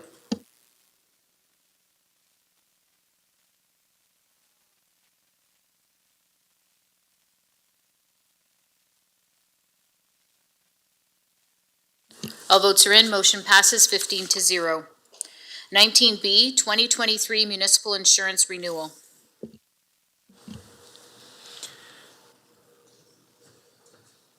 There we are. Thank you. Councillor Doyle, would you like to move it? Yes. Okay, we'll need a seconder. Councillor McGrail. I'll second. Go ahead, Councillor Doyle.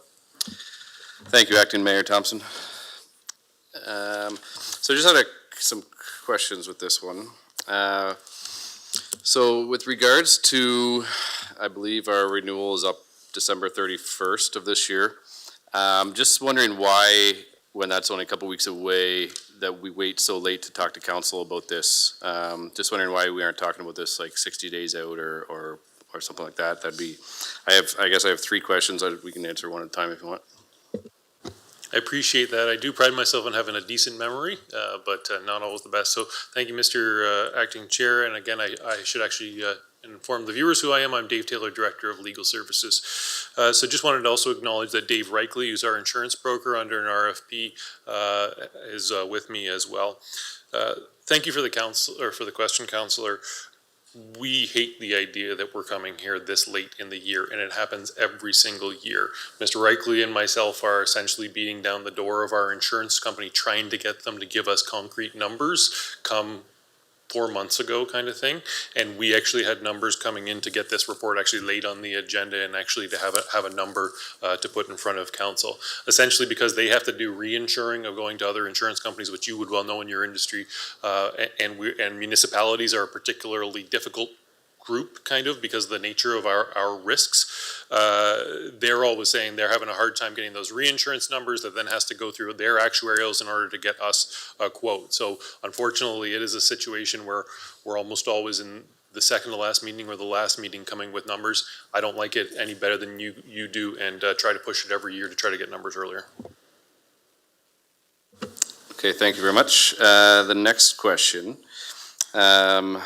So it looks like in there, Intact got the RFP for 5 years, but they're only locked into price for 1 year, which makes sense in the insurance world because they change the rates all the time. But it looks like as well, they got the contract for 5 years, but now we're potentially, are we going out to market again to get quotes at this point without doing an RFP? Is that correct? Thank you, Mr. Chair, and thank you, Councillor. Yes, that is our recommendation. There's only so many providers in the municipal insurance world. There's only about 3 or 4 companies that will provide a kind of full package to municipalities. We actually have 1 or 2 of them that really just won't even engage in giving us a quote. So we're kind of down to 2. So while not perfectly lined up with the way that we would normally do this, in previous years, if we go back, say, a decade ago, we'd put out a RFP. I remember when I first started here, and we would end up actually getting all of the companies bidding in, and we'd be able to do a true comparison. When Intact came with this for this term, they were the only bidder, unfortunately.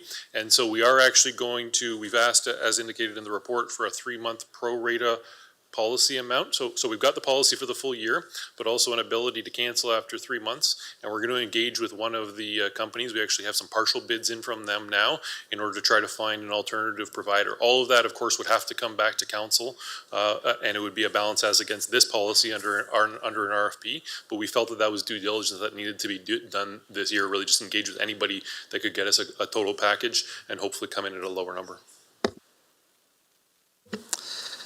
Thank you very much. And then I guess that kind of answered my third question, just with, again, why are we doing this every 5 years? If the rates are going to jump around, it'd be nice to go after them every year, like you shop your home and auto. If your rates go up 39%, hey, I want to shop that out and I want to save some money. And then again, if we can save money in any way, I would suggest potentially doing it more often than every 5 years, just because that's our tax dollars that we potentially are paying, and we're locked into at that point. Thank you, Mr. Chair. I'll give Mr. Reichly the microphone here in a moment. I just wanted to advise that we absolutely do want to consider that, but there's also a balancing of, will bidders do a full RFP every year? It's a significant amount of work. I mean, they're looking at all of our property values and all that type of thing. So we do have to do that constant balancing. I don't disagree with kind of the sentiment here, though. With these kinds of numbers, we do have to look at some alternative methods of doing it. That's why we're looking out to talk to other companies as well. I'll just ask Mr. Reichly to add to that. Through you, Acting Mayor, Mr. Brown, Mr. Doyle, I should say, Mr. Brown, he was just the guy on the screen. The Intact, who's the current insurance provider, have said to us that if they're not a current account of theirs, they won't even submit a bid to an RFP. So that's one of the big four. Then we're down to one other that won't participate at all. Then we're down to a third that's sort of iffy. So the question is, necessarily an RFP isn't necessarily the answer. You've kind of got to weigh it out. A year ago, when we had the same conversation with a 39% increase, we said to council that we're seeking alternatives as we go. So this is actually an extension of that as well. Thank you. Sorry, just one more quick question back to you. So, with regards to all of the companies out there that will do municipalities, do you have access to all of them, or the ones that are you potentially saying that won't touch it? Is that's not because you don't have access to them? That's just because they won't touch it for another reason? I have access to all of them. Okay, perfect. Thank you. Councillor McGrail, followed by Councillor B. McGregor. I'm good, thank you. I think Councillor Doyle answered all my questions. Thank you. Through the acting mayor, real simple question. Obviously, this is a pretty big bump over the past few years. I remember when it hit $1 million and we thought it was a lot, and we saw an 8 or 9% increase and we thought it was a lot. Now we're at 33% increase year over year. And this question's, I guess, for Gord. What's the tax impact of this type of increase over the past couple of years? Thank you, Mr. Acting Mayor. So I went back and looked at what it was at the start of the last term of council, and it was just over 1.2 million then. So we're at over a 1.4 million increase over the last term of council plus tonight's increase, which is a 113% increase over 5 years. And in addition to that, we have to do a lot of work to mitigate what the premium is. So in some cases, we lose insurance on some parts of what we're insured. We increase deductibles, or in some cases, we implement new technology. And so there's been many budget requests to counter what used to be paid for by insurance as well over those years. So I think we're approximately at a 1% increase just to deal with insurance over a 5-year period. Thank you. I think that's important to keep in mind when we look at some of those budget asks and when we move into the budget process. We project inflation at a certain rate, but there's definitely a number of things we purchase at the municipality that are well above inflation and are going to challenge us this year and over this 4-year budget process too. Thank you. Yeah, if I can, thank you, Mr. Acting Mayor. So the other issue I should mention on the insurance front is that every municipality across Ontario is dealing with this, and it's often discussed at AMO, regional single-tier meetings. It's not just the cost of insurance, but sometimes just the pure availability of insurance. I'm sure you're going to hear more about cyber insurance, for instance. I just found out late last week that Frank Cowan actually is not going to support insurance for shelters. So a lot of municipalities are scrambling now. How are we going to find insurance for shelters? Not all municipalities own shelters, but usually it's not-for-profits and other organizations. So I would suggest that this is an issue that we need to continue to advocate through AMO. because it's not going away and the costs are just getting enormous. And it's great that Frank Cowan, which is now Intact over the years, has done a great job sort of gathering the market, I think, to a certain extent in municipalities. Most municipalities I've worked for also used Frank Cowan, now Intact. But as a result, there's not a lot of competition. And so if they decide they want out of a certain type of insurance, they can do that. So I think this is an ongoing issue and maybe something we need to consider when AMO comes around in August to do a delegation and advocate in favor of some support in that area. So. Thank you. Councillor Finn, did you have any questions? Okay, moving on to Councillor Pinsino, followed by Councillor C. McGregor. Thank you, Mr. Chairman. My original question was how many companies are out there, and I guess it's two. And that in itself is not, that's a monopoly.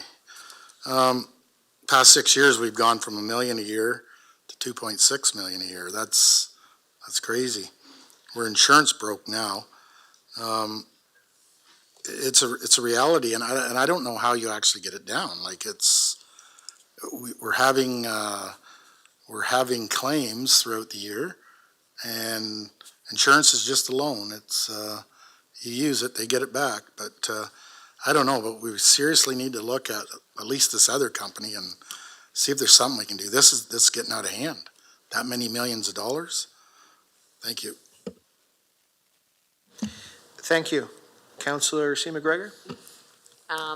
Hello, and through the mayor, Dave, and have full understanding, I do not have an insurance background. Can any of this be broken down and some of it be self-insured? Or is that something that a municipality is even not, like, I don't know, as far as I know, there might be something through the Municipal Act that says that we must have insurance or that we can't self-insure. Like, I just think that, you know, I even wonder about breaking it up amongst multiple insurers that might only cover, you know, certain areas of our insurance. Like, this is like, it's crazy. It's so I'm just curious, and I don't know if it's even possible about some form of self-insurance in certain areas. I know that doesn't work in all of our areas, but we're already losing cyber. We're already losing if we have another gas explosion. We're already losing the big ticket items. You know, that are coming. I don't know. Are we covered for the erosion on in the Erie Shore, or is that going to be a new one that's not going to be able to be covered through insurance? So, I'll just be quiet while you explain, I guess. Thank you, Mr. Chair. So we take a look at kind of every way. I can tell you, I spend way too much time with Dave Reikley every year, our insurance broker, trying to figure out how we can get this down. And so we've looked at the idea of parsing out elements of the coverage, and actually there's a small amount of that happening today where we're taking volunteer coverage and put it elsewhere. But generally in the broad strokes, having a package kind of total coverage is worthwhile, and why you tend to see municipalities do that, to make sure that you don't have kind of duplicate coverages or crossover coverages, right? So really looking for a comprehensive program, I believe it has value to it. I don't know that you're going to find savings either. So these companies, particularly Intact, acts as kind of a managing agent that brings together a number of other policies and then provides the types of coverage we want. So while you can look at that, there's issues with that. I don't know that there's going to be savings. You don't tend to see other municipalities doing that either. But it's something that we have considered. You know, could we pull this out and get that elsewhere? And we've done it from time to time. But for the big stuff, having one policy has some real benefits. In terms of self-insurance, we can self-insure, and there's certain areas where we almost do that. So we have different levels of deductibles, but we have pretty high deductibles in comparison to, say, your home insurance. That's kind of like a form of self-insurance. Not truly self-insurance, but essentially for low dollar claims, we're not going to an insurance company. The municipality maintains a reserve for that, and we pay that out. And so that's where you can really get some premium reductions. We've also, on almost every one of these RFPs or years where we're facing bad coverage changes, considered higher deductibles. And going back about 7 or 8 years ago, we actually did move our deductible quite significantly because there was a good amount of savings, and we could actually do some of the work that the insurance company was doing internally cheaper.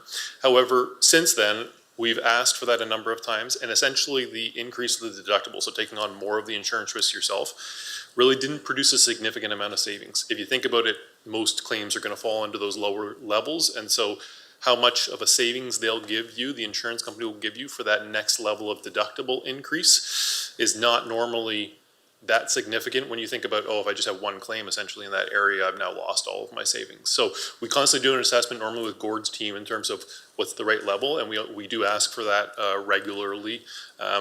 So the only thing I can tell you is all those exact same tools that you're thinking about there, we're thinking about those as well and testing them.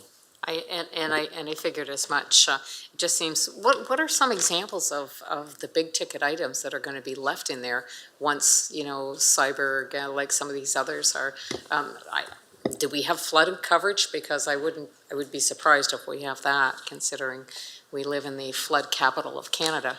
But, so what are some of the big ticket items? And I think the difference in the jump from 1.2 to 2.6, that could be a lot of deductibles on some other ones on other sides of things. But I know it's just frustrating when you see what is happening and the change in the cost and in order to have ourselves insured.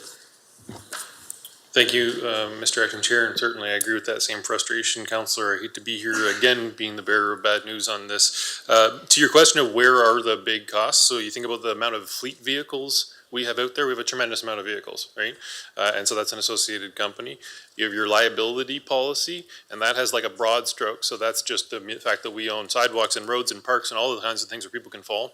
But it also covers things like decision-making by municipal administration. So every inspector that we have out there, that's a form of liability type risk. And then your property coverage. We have nearly $1 billion worth of assets in massive water treatment facilities that are worth hundreds of millions of dollars, just as one example. So by the time you add those three areas up, that's a big chunk. Now, we have a lot of different types of coverage, but those would be your big hitters. Thank you. Councillor Sakachi, followed by Crew and Anderson. Thank you, Acting Mayor Thompson.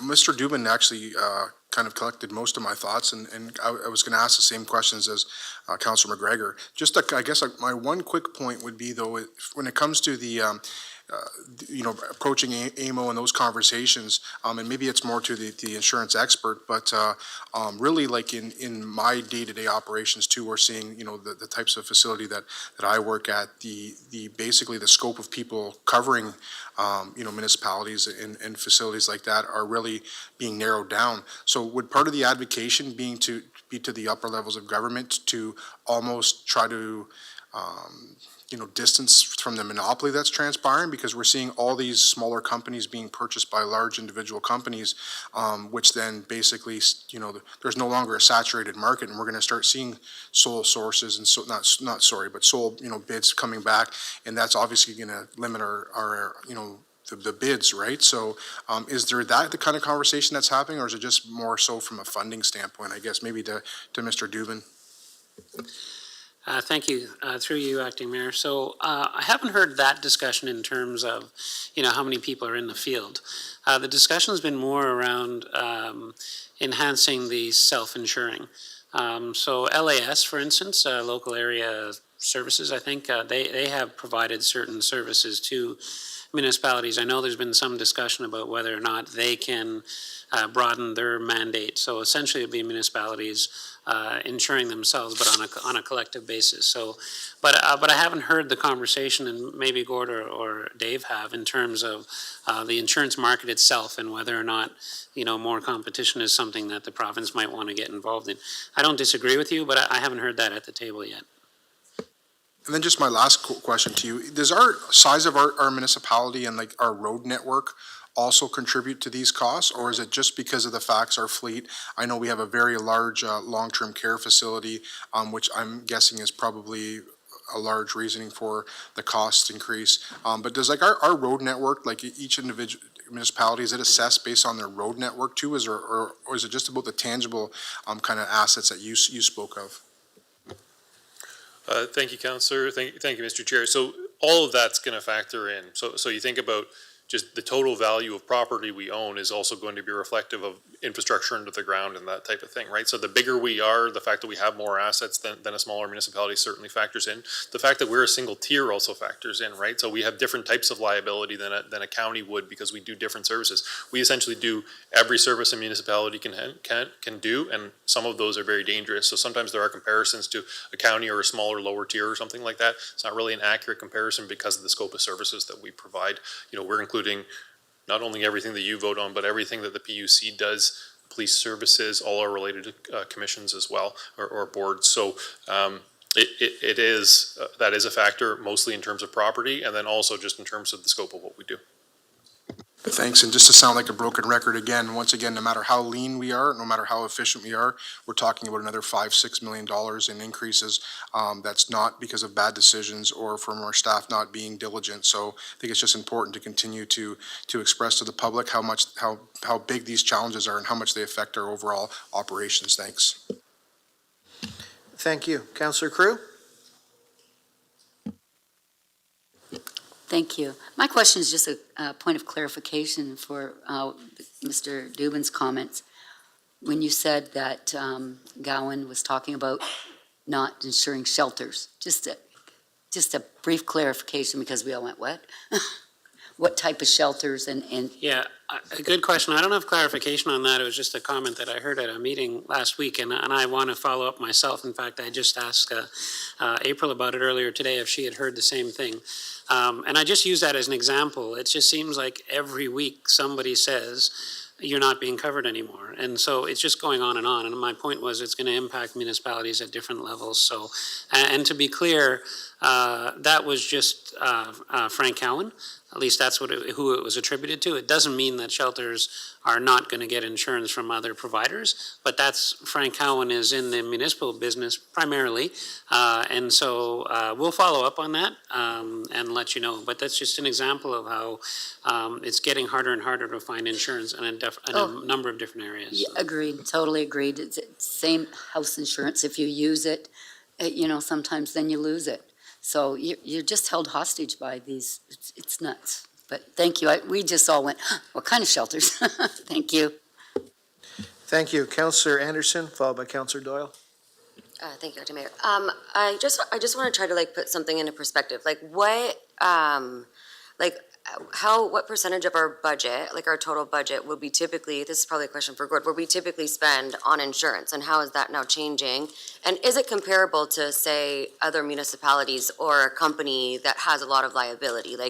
Where do we sit in that, and is it something that is just an across-the-board thing that we can expect to see?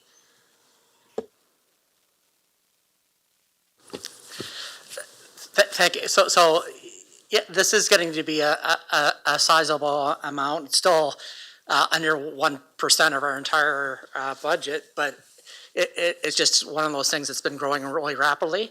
And to be fair to, I hate being fair to insurance companies because everybody hates an insurance company, but the idea of insurance is it depends on. This is just a reality of the claims that they're paying out. And yes, they make a profit margin off the top, but across Canada, municipalities as a whole, insurance companies are facing steeper and steeper actual claims every year on all the types of claims that Dave mentioned. So I don't think it's about the insurance companies gouging municipalities. I think it's more just the reality out there of the types of claims that are litigations that's happening. And just to your question, thank you, Mr. Chair, to your question, Councillor, about comparison to other municipalities, it is very difficult to do apples to apples comparison with another municipality because, of course, things like claim history is a factor, even as I discussed earlier with Councillor Scacchi's question about, the scope of operations and that type of thing. What we do every year is try to get a sense of where we're at in the percentage increases. And due to a couple of significant fire losses we had a few years ago, over the last few years, we actually have been at the higher end of that percentage, although still within the kind of range, but at the top end of the range. I can tell you early on, because of our really positive long-term claim history, we were always falling at the low end of the range. So we do at least do that comparison on a year-to-year percentage increase with other municipalities, but it's a very difficult thing to do of, is this number a good number for that equivalent municipality? Thank you. Councillor Doyle. Thank you, Active Mayor Thompson, through your speaker. If I get into closed session territory, let me know. But, so I would guess, and Mr. Reichley can correct me if I'm wrong, but I would say your workload year to year, regardless of the price of our premium, is roughly the same with regards to the municipality. Is that correct? Are you talking about Mr. Reichley's workload? Yes. Yeah, as the insurance broker for municipality, no matter what our premium is, would your workload be roughly the same? It's very strenuous it's very strenuous from like August till March. Okay. And then it lays off a bit during the summer months and then repeats itself. Okay. So you're not gonna like me for asking this. But if I'm correct on this, so I know you can't pay us money back because that's illegal. But I do believe, so, and I presume your commission amount that you're getting paid is the same amount each year, regardless of the premium? So, Councillor, we're getting into a contractual negotiation with Mr. Reichley. I would actually recommend that should be a discussion that's discussed in closed session. Okay, nope, that's perfect. I figured you'd let me know. Thanks. Okay. Any other comments or questions? Seeing none, we'll put it to vote.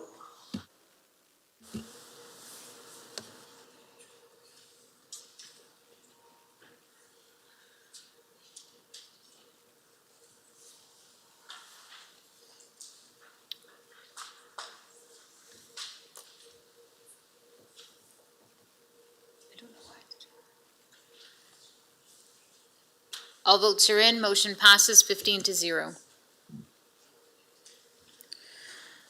Moving on to Infrastructure and Engineering Services, Rural Transit Solutions Fund grant awarded to Chatham-Kent.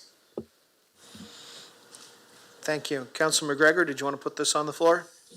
I certainly did, and I quite expect that Councillor Hall will want to second this. And I really just wanted to make comment that, and express my appreciation for the team going after this funding. I will tell you that what a difference it'll make in our community of Wallaceburg.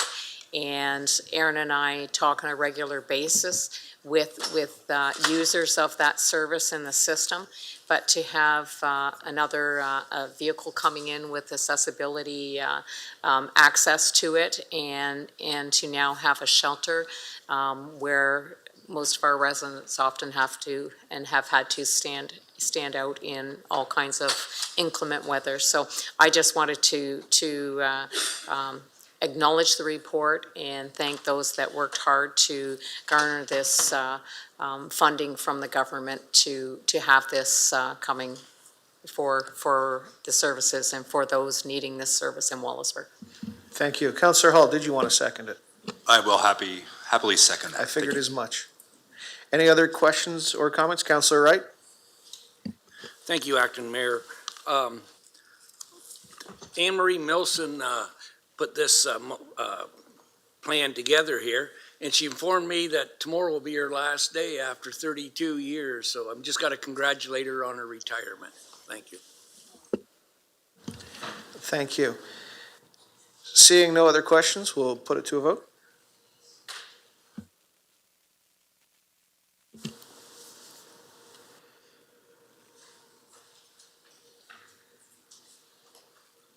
All votes are in, motion passes 16-0. 20B, Neighborhood Managed Outdoor Ice Rink Program. Thank you. Councillor Sakachi, would you like to put this on the floor? Very happy to put it on the floor, Acting Mayor Thompson. Okay, need a seconder. Councillor Brock McGregor. Happy to second it. Go ahead, Councillor Sakachi. Thank you, Acting Mayor Thompson.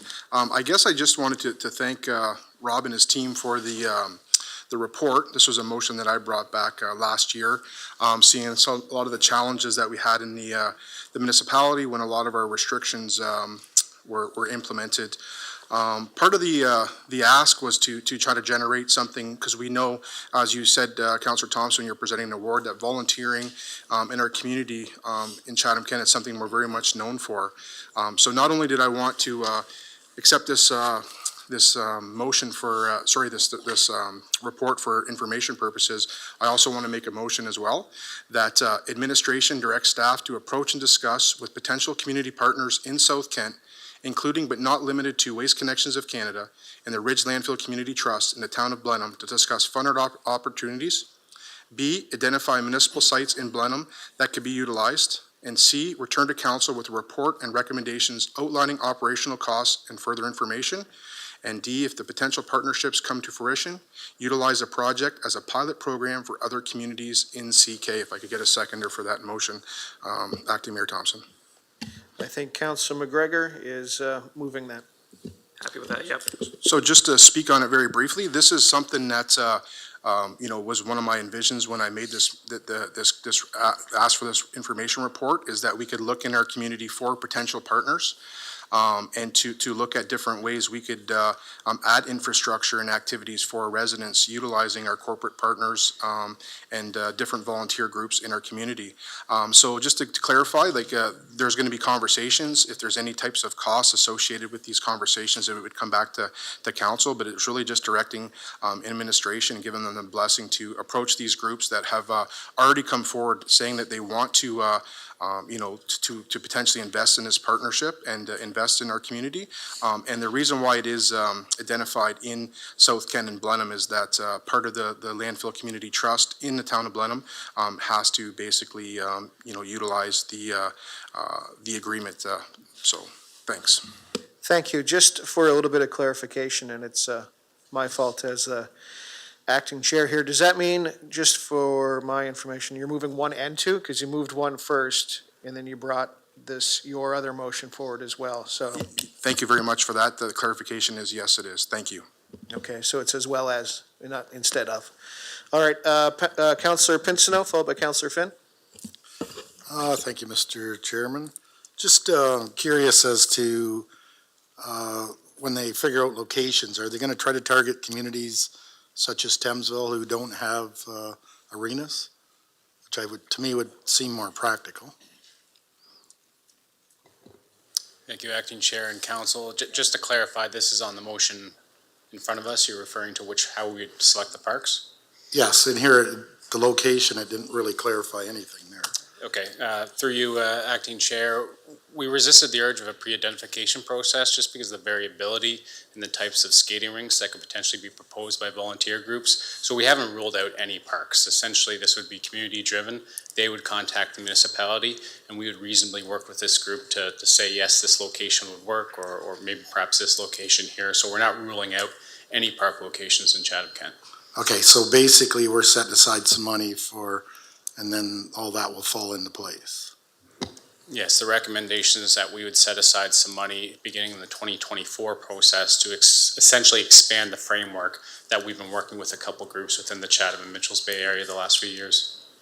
Okay, that's good. Just hopefully it gets a little colder because it hasn't been very cold the last couple of years. Thank you. Thank you. Councillor Finn? Thank you, Acting Mayor. Councillor Pinsino touched on it and my question was answered. Thank you. Thank you. Councillor Doyle? Thank you, Active Mayor Thompson, through your speaker. So my question would be, with regards to who does the investment, if it's the Ridge Landfill or whatever organization wants to potentially do some investment in some of this stuff, if we can find the proper location for one of these where we can leave it up all year round, like so say they invest some money and we have boards and stuff and it's a good outdoor rink, can we then, if it's in the right location and it's still going to be maintained by the volunteers or whoever's running it, could we leave that up all year round and use it for ball hockey in the summer? Through you, Acting Chair, just interpreting the motion as it is, we would look at options with these potential funding groups for either temporary or more of a permanent asset, which yes, we could flood during the winter for an outdoor skating season, but repurpose during other seasons for other activities. Okay, that's awesome. Just because with regards to the Hydro One stuff, I'm not saying I will for sure, but that's a very good likelihood of where somebody's going. Thank you very much. Okay, thank you. Any other questions or comments? Yep, final comment? Oh, Just a final comment on the motion. The biggest reason why I just didn't let it go through as it was, because it kind of identifies the situational aspects, is the potential of the, as Mr. Clark just indicated, regarding the potential of a permanent site with some actually potential underground infrastructure. But also, there's a cost associated with that. Also, land has to be, basically designated for that. So that's why I think it's just important for, as mentioned, council give administration the blessing, and they're going to go and do the legwork and come back to see if this is a potential project. And if it is, I think it would be exemplified in our community to see what we could do with some community partnerships and municipality and volunteer groups. So thank you. Thank you. We'll put it to vote.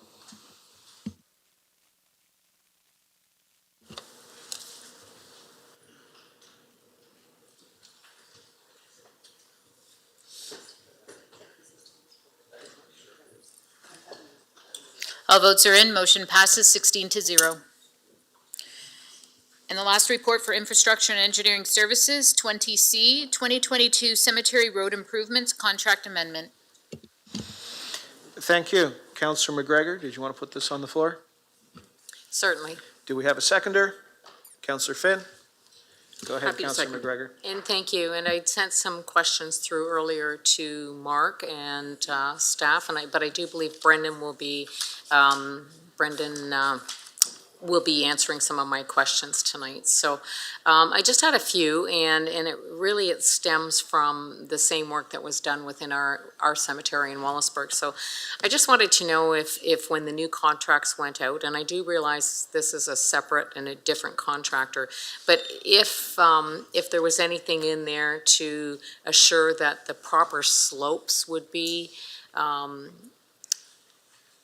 included with the new roads going into the cemetery.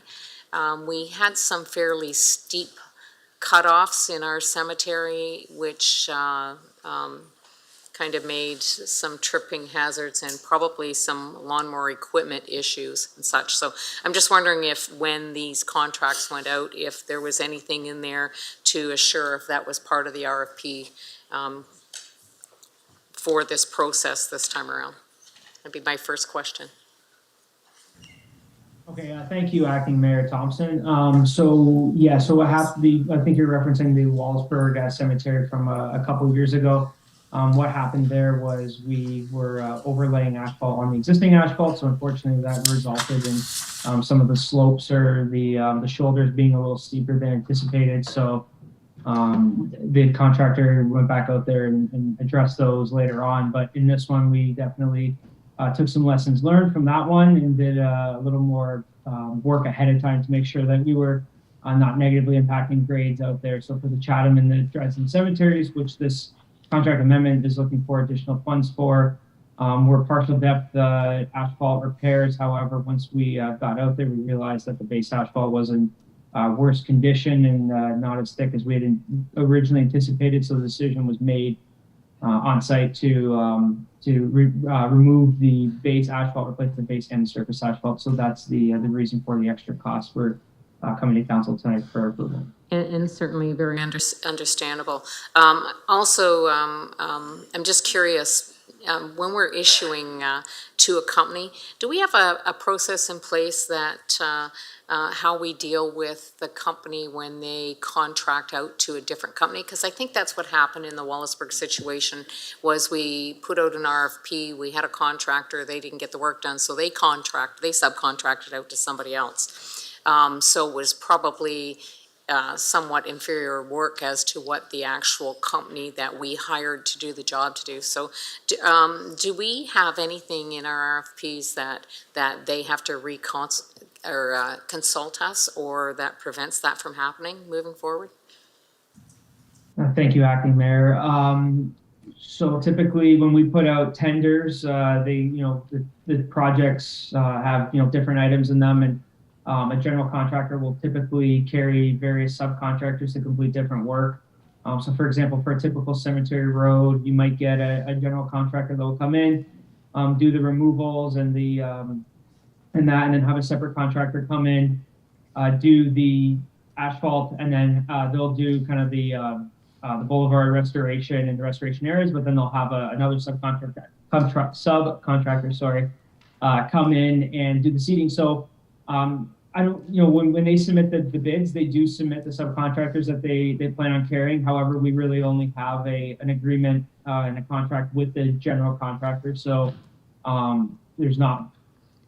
Okay, so, You know, and I guess that was, that, just from that, then they do at least submit a list of contractors that basically are municipally approved contractors, or do we have any control of them over that? If that subcontractor list would include a contractor that, can't bid with Chatham-Kent for other reasons, we would definitely bring it up. For the most part, it's a lot of the same subcontractors that, work with us on other projects and that. So for that specific one, there wasn't anything concerning. However, I think it was just an issue with some grades in that and some restoration issues that were addressed through the terms of the contract. Okay, so now I'll just throw you've got my question, so I'm gonna just throw the next two together. So were the issues resolved at the Wellsburg Cemetery? And I just want to know, do we pay contractors any portion of this before, during, or after? Or is it all after inspection? And thank you, Acting Mayor. So it depends on the item.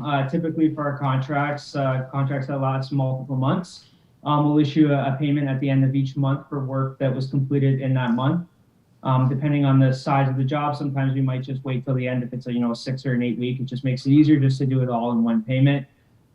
This is all sort of following the guidelines of the Construction Act and kind of our requirements to pay the contractors so that they can then pay their subcontractors in a timely manner. We are considering a maintenance holdback for restoration. Restoration is a hot topic on a lot of larger projects, and making sure the contractors are holding up their ends of the contract. So, we do have maintenance periods, and if there's issues with restoration, it gets added on a deficiency list that gets addressed in the one-year maintenance, and there are performance bonds in place, to ensure the contractor's upholding their terms of the contract. However, on top of that, we are exploring and consulting with the other local municipalities to see sort of if they're doing anything different when it comes to maintenance, because it seems to be becoming a bigger issue on a lot more of our projects. So that's something that we're going to, consult with some of the other municipalities, and then work with our legal and purchasing departments to see how we could incorporate into our contracts, because it would be a bit of a change to the way that they are. We just want to make sure, we're following the Construction Act's regulations properly. So thank you, Brennan, for answering all my questions. I do know, based on a motion I made, I know we have another report coming to us to explain some of these things and how our cemeteries operate. So greatly appreciate your answering my questions tonight, and I look forward to the report, which I believe may be coming in February, I'm guessing. So thank you. Sure, thank you. Thank you. Seeing no further questions, we'll put it to vote.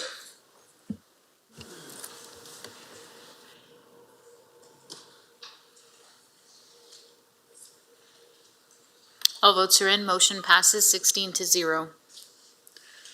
Finance, Budget, Information Technology, and Transformation, 21A, offer to purchase part of property identification number 00701-024, Tecumseh Street, Community of Ridgetown. Thank you. Councillor Wright, would you put it on the floor? Yeah. Yes, I'd make a move on it. All right, Councillor Pincinel. I'll second that, Mr. Chairman. Thank you very much. Councillor Wright, the floor is yours. Thank you, Acting Mayor Thompson. This is towards Gordon. I've had other residents that would like to purchase property along this alleyway. So I was just seeing if we could send out a letter to them all and do it in one time later on again, instead of bringing it back. I believe there's about 20 properties along there. Do it all in one time. Do it tonight, this one here, but in the future, try to do it all at once. Thank you, Mr. Acting Mayor. So as part of this exercise, when this individual reached out to us, we did contact the adjacent neighbors at the time, but we certainly could send out a letter to everyone in that block and let them know that this is a option for them, and they could then individually reach out to us to see if there's interest, and then then there becomes discussions with the back neighbor on how they'd like to divide that alley up. But certainly we could send letters out within this block. That sounds good, thank you. Thank you. Any other questions or comments? Seeing none, we'll put it to vote.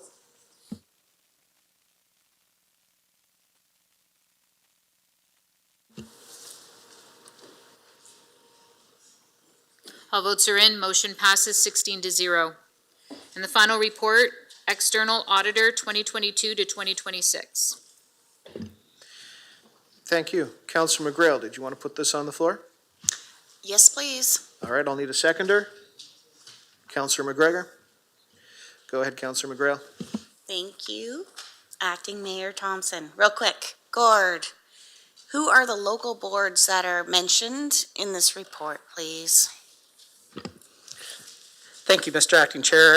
That was referring to the Police Services Board, the Library Board, the Public Health Board, and we also do lots of special audit reports that are required for whether it's Review Gardens, our local immigration partnership program. There's lots of provincial requirements for audit services as well. So that's what was tendered on.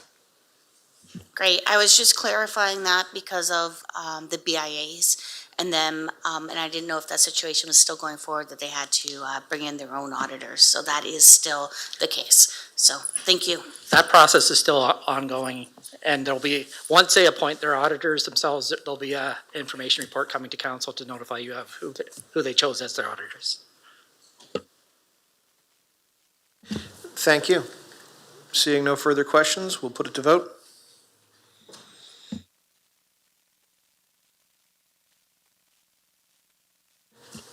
All votes are in, motion passes 16-0.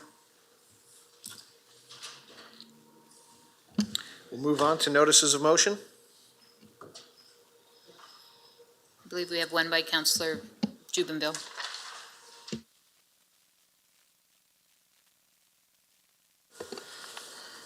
Thank you, Acting Mayor Thompson. Whereas the City of Toronto, the City of Windsor, the City of Kingston, the City of Kingsville, among others, have removed their mandatory vaccination policy for council and staff, including new hires. And whereas our municipal council did not need to be vaccinated to be elected, and unvaccinated council members no longer need to be tested. And whereas many municipal councils in Ontario have voted to remove the employee vaccination verification and testing policy for staff and new hires.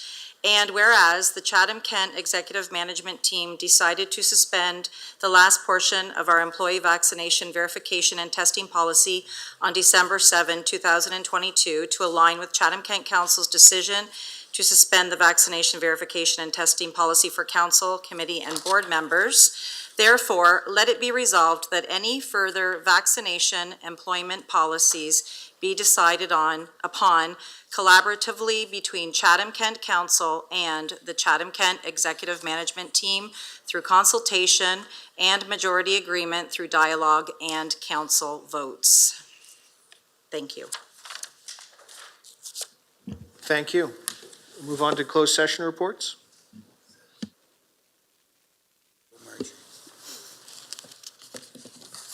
Thank you, Acting Mayor. Council directed administration on proposed acquisition of land, litigation, and advice that is subject to solicitor-client privilege with regard to Wheatley emergency. Section 239(2)(c), E, and F of the Municipal Act 2001. Council also received information on litigation or potential litigation and advice that is subject to solicitor-client privilege with regard to the annual claims update, Section 239(2), E, and F of the Municipal Act 2001. So move. Thank you. Move on to the approval of communication Sorry, we have items. to vote on that. Sorry, yes, we need to vote on that. My apologies. You need a seconder. And I'll need a seconder. Councillor Finn.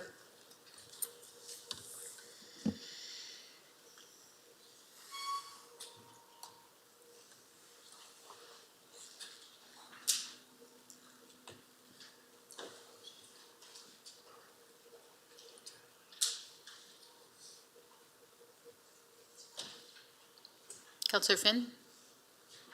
Can you please vote? Thank you. All votes are in. Motion passes 16-0. There we go. Thank you. Now we'll move on to the approval of communication items. Councillor McGregor, followed by Councillor Crew. If I could ask that item 2D, call for applications 2022 to 24 AMO Board of Directors be pulled. Of course. And if that being pulled, if I could get the support of council, I would like to apply for the, it's called the regional and single tier, but that's the caucus that we fit within. And I would need a resolution from council and support, a letter of support from council in order to be able to submit an application. This is not, and I know we have another member who's running in an election in one. This is not an elected one. This is simply filling positions on the board for the balance of the term due to changes from the election. So. Okay. Councillor Hall, did you want to make that resolution? Yes, I'm happy to make that resolution. Councillor McGrell, did you want to second it, or did you? Would love to second.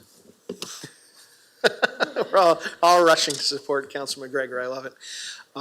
Do we need to put that to how does it work? Meredith, do you want us to do electronic, just thumbs up, or just verbal? Looks like she is getting it in the system, so we'll wait.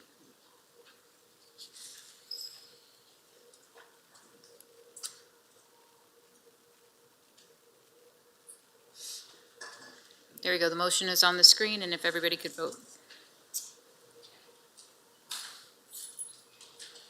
All votes are in. Motion passes 16-0. Was there anything else in the communication items? Yep. Councillor Crew. Thank you, Acting Mayor Thompson. I would like to pull 3A under resolutions. And I'm not quite sure how to do this, so maybe someone can advise me. This is a motion that was put forward in the Township of McGarry, and then it was supported again by the Town of Petrolia. And so maybe we can just support the McGarry original motion, but the motion was that Council of the Town of Petrolia support the Township of McGarry and their resolution in relation to strengthening the powers of the Integrity Commission and the ability to recommend the expulsion of councillors in circumstances of misogyny, hatred, and all forms of discrimination, and that this support also be forwarded to the Ministry of Municipal Affairs and Housing. So I would like to support McGarry's motion, and that Chatham-Kent support this with the same wording, and that we forward our support as well onto the Ministry of Municipal Affairs and Housing. Do I have a seconder for that? Councillor Allen? Yeah, second that. All right. Councillor Bondi, you have a question? Yes, and I don't know if Councillor Crew can answer it, but the way it reads to me, would this allow for Mrs. Bench, our Integrity Commissioner, to fire an elected councillor? Expulsion sounds like fire. The motion says the ability to recommend. Can't you already do that? No, they can only take your pay away for 3 months, right? Okay, so she would be able to recommend the expulsion of a councillor, but then the council would have to vote in order to expel. Can they do that currently? No? No, they I can't. didn't think so. Yeah, if I can, Acting Mayor, they cannot do that currently. That's not one of the remedies that's available to council. So I think this movement among some municipalities to put municipalities in a position where council, upon a recommendation from an integrity commissioner, can expel one of their own members. That doesn't exist right now. And that's something that a couple of municipalities are asking MMAH to consider. So. Oh, okay. Well, I won't support that. I think if you're elected, you're elected. I don't think your fellow councilors should be able to fire you. So I won't support it, but thanks, Marjorie. Councilor Crew. Any other questions or comments before we go back to Marjorie? Seeing none, the floor is yours, Councilor Crew. Thank you. It's not to fire my fellow councillor, Mike Moe, but Particularly. we need to not just walk the talk the walk. I'm probably saying it backwards at this hour, but we are working on a diversity, inclusion, equity, and justice strategy. This is supporting that at all levels. We cannot or should not have counselors that are involved in circumstances of misogyny, hatred, prejudice, and discrimination. If we're not going to do that, what's the point of us working on our diversity, inclusion, and justice strategy as a municipality? We're leaders. That's all. Thank you. Councillor Pincinel. Thank you, Mr. Chairman. Isn't this something that actually should be put on our agenda for the next meeting?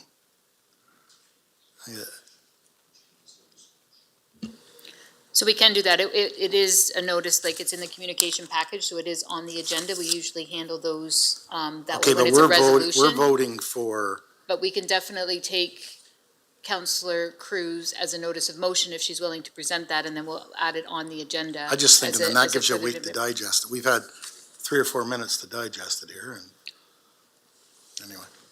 I won't support it tonight, but I may support it next meeting. Councillor Crew, it's up to you. Oh, I'm fine with it coming back. But we've had this since Wednesday, but I'm fine with it coming back, notice of motion for the next council meeting, if that's not too late. Okay, Councillor Allen, are you okay with that? If Marge is, then yes. Okay. We'll bring it Councillor ba- Crew will assist you and have that written up as a notice of motion, and then put on the agenda. Thank you. Thank you. So do we have to approve the rest of the communication items? Show of hands? Or does it just? Yep, show of hands. And that carries. We'll move into non-agenda business. Councillor Anderson? Thank you, Acting Mayor.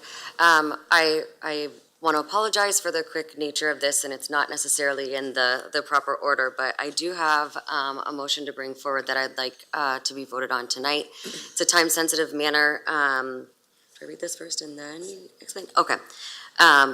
And here's the motion. Whereas the current and only primary care practitioner serving the community of Wheatley has announced their retirement effective December 31st, 2022, therefore leaving the community without local access to primary care. And whereas there continues to be a shortage of primary care physicians with nurse practitioner clinics operating in many communities throughout Ontario, providing primary care to residents in their communities, be it resolved that a letter of support from the Mayor and Council for a nurse practitioner clinic and provincial funding for this clinic be sent to the Ministry of Health and Trevor Jones, MPP. Councillor Bondi? We'll second it. We will need 2/3, will we not? So Councillor, similar to what we've said before, this was brought up this evening due to the timing issue, and therefore we should waive notice before any further discussion to see if you'd like to vote on that this evening. And that requires a 2/3 vote. Any questions in regards to the timing? Seeing none.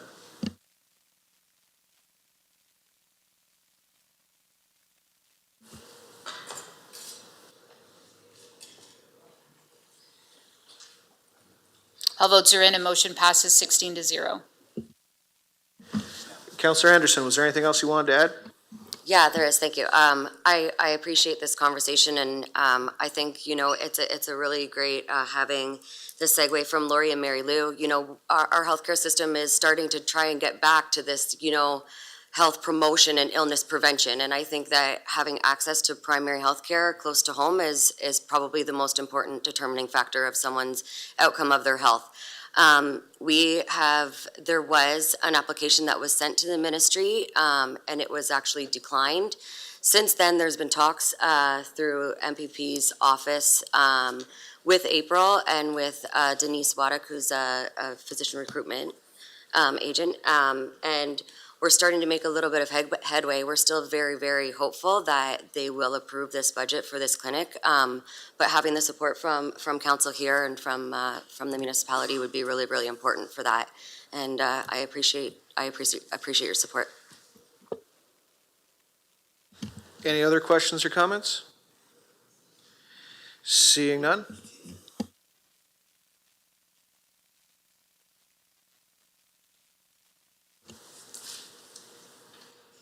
All votes are in. Motion passes 16-0. Councillor Story, followed by Councillor Pincinel.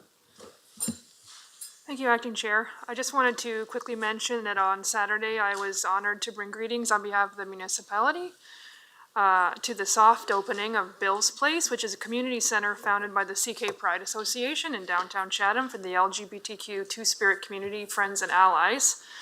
It's named Bill's Place after Bill Brokenshire, who some of you may know. He was born and raised in Chatham and left a substantial bequest to the CK Pride Association in his will that would benefit the LGBTQ Two-Spirit communities in Chatham-Kent. To my earlier point, Rebecca Haskell-Thomas was also there that afternoon, and we, as the municipality of Chatham-Kent, received this plaque from the CK Pride Association as they were recipients of a Together CK grant from the municipality. It says, in recognition of your contributions to the operations of Bill's Place, this space will become a safe haven for the 2S LGBTQ+ community, 2022. The official opening for Bill's Place will be in the spring of 2023. I will leave this plaque with Judy, our clerk, to be on display. Thank you very much. Thank you. Councillor Pincinel. Thank you, Mr. Chairman. Santa Claus is coming to town in Thamesville Friday night at 7 p.m. Come out and see the parade. The list is getting longer. That's okay. Councillor Sakachi, followed by Councillor C. McGregor. Just wanted to thank the acting mayor, Councillor Thompson, for participating in the meeting today on his birthday. So happy birthday, acting Mayor Thompson. Thank you very much. Very kind. I've reached the meaning of life. Thank you. Councillor McGregor.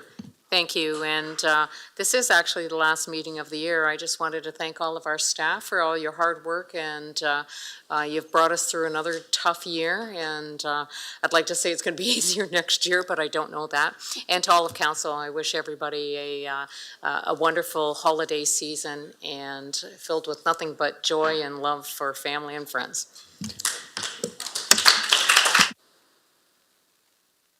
Absolutely, yes. I did want to echo those sentiments and wish everybody a happy holidays, and hope you get a chance to celebrate according to your traditions, whether you be close to home or far afield. So that goes out to everybody, staff, council, as well as those watching at home. Thank you so much.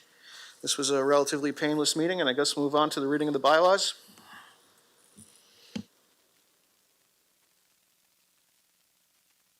I get to pick. Oh, geez.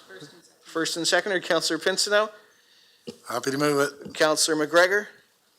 Happy to second. All those in favor? We will, Sorry, third third and final reading? Yep. Sorry. Councillor McGregor? I'm getting ahead of myself. Councillor Anderson? All those in favor? That carries as well. What do we need next here?